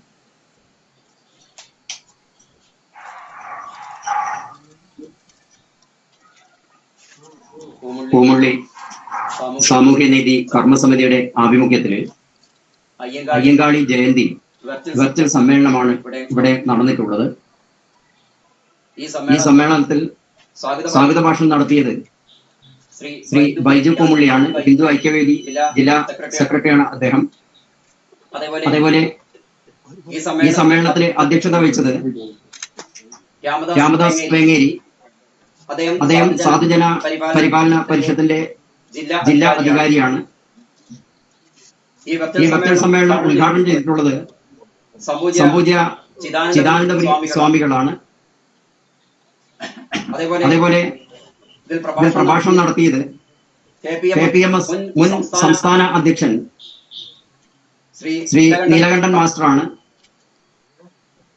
അതിനുശേഷം ആശംസകൾ അർപ്പിച്ചുകൊണ്ട് സംസാരിച്ചത് Shri Sunilkumar Pathurmadam SNDP Beypore union director board അംഗമാണ് അദ്ദേഹം. മറ്റൊന്ന് ശ്രീ രാകേഷ് മലബാർ നായർ സമാജം സെൻട്രൽ കമ്മിറ്റി അംഗമാണ് അദ്ദേഹം. അതുപോലെ രാഷ്ട്രീയ സ്വയംസേവക് സംഘത്തിന്റെ പ്രാന്ത കാര്യവാഹ് ശ്രീ ഗോപാലൻകുട്ടി മാസ്റ്റർ കാര്യങ്ങള് പൂർണ്ണ രീതിയിൽ തന്നെ പ്രതിപാദിച്ചിട്ടുണ്ട്. മറ്റൊന്ന് ശ്രീ EN ഗോപാലൻ കരിമ്പാല ക്ഷേമസമിതിയുടെ സംസ്ഥാന പ്രസിഡന്റാണ് അദ്ദേഹം. ഞങ്ങളുടെ ഈ ക്ഷണം സ്വീകരിച്ച് ഈ സമ്മേളനത്തെ വിജയിപ്പിച്ച എല്ലാവർക്കും നന്ദി രേഖപ്പെടുത്തുകയാണ്. അതേപോലെ ഈ സാമൂഹ്യ സോഷ്യൽ മീഡിയ ശ്രദ്ധിക്കുന്ന മുഴുവൻ ജനങ്ങൾക്കും നന്ദി രേഖപ്പെടുത്തിക്കൊണ്ട് ഈ പരിപാടി ഇവിടെ അവസാനിച്ചതായി പ്രഖ്യാപിക്കുകയാണ്.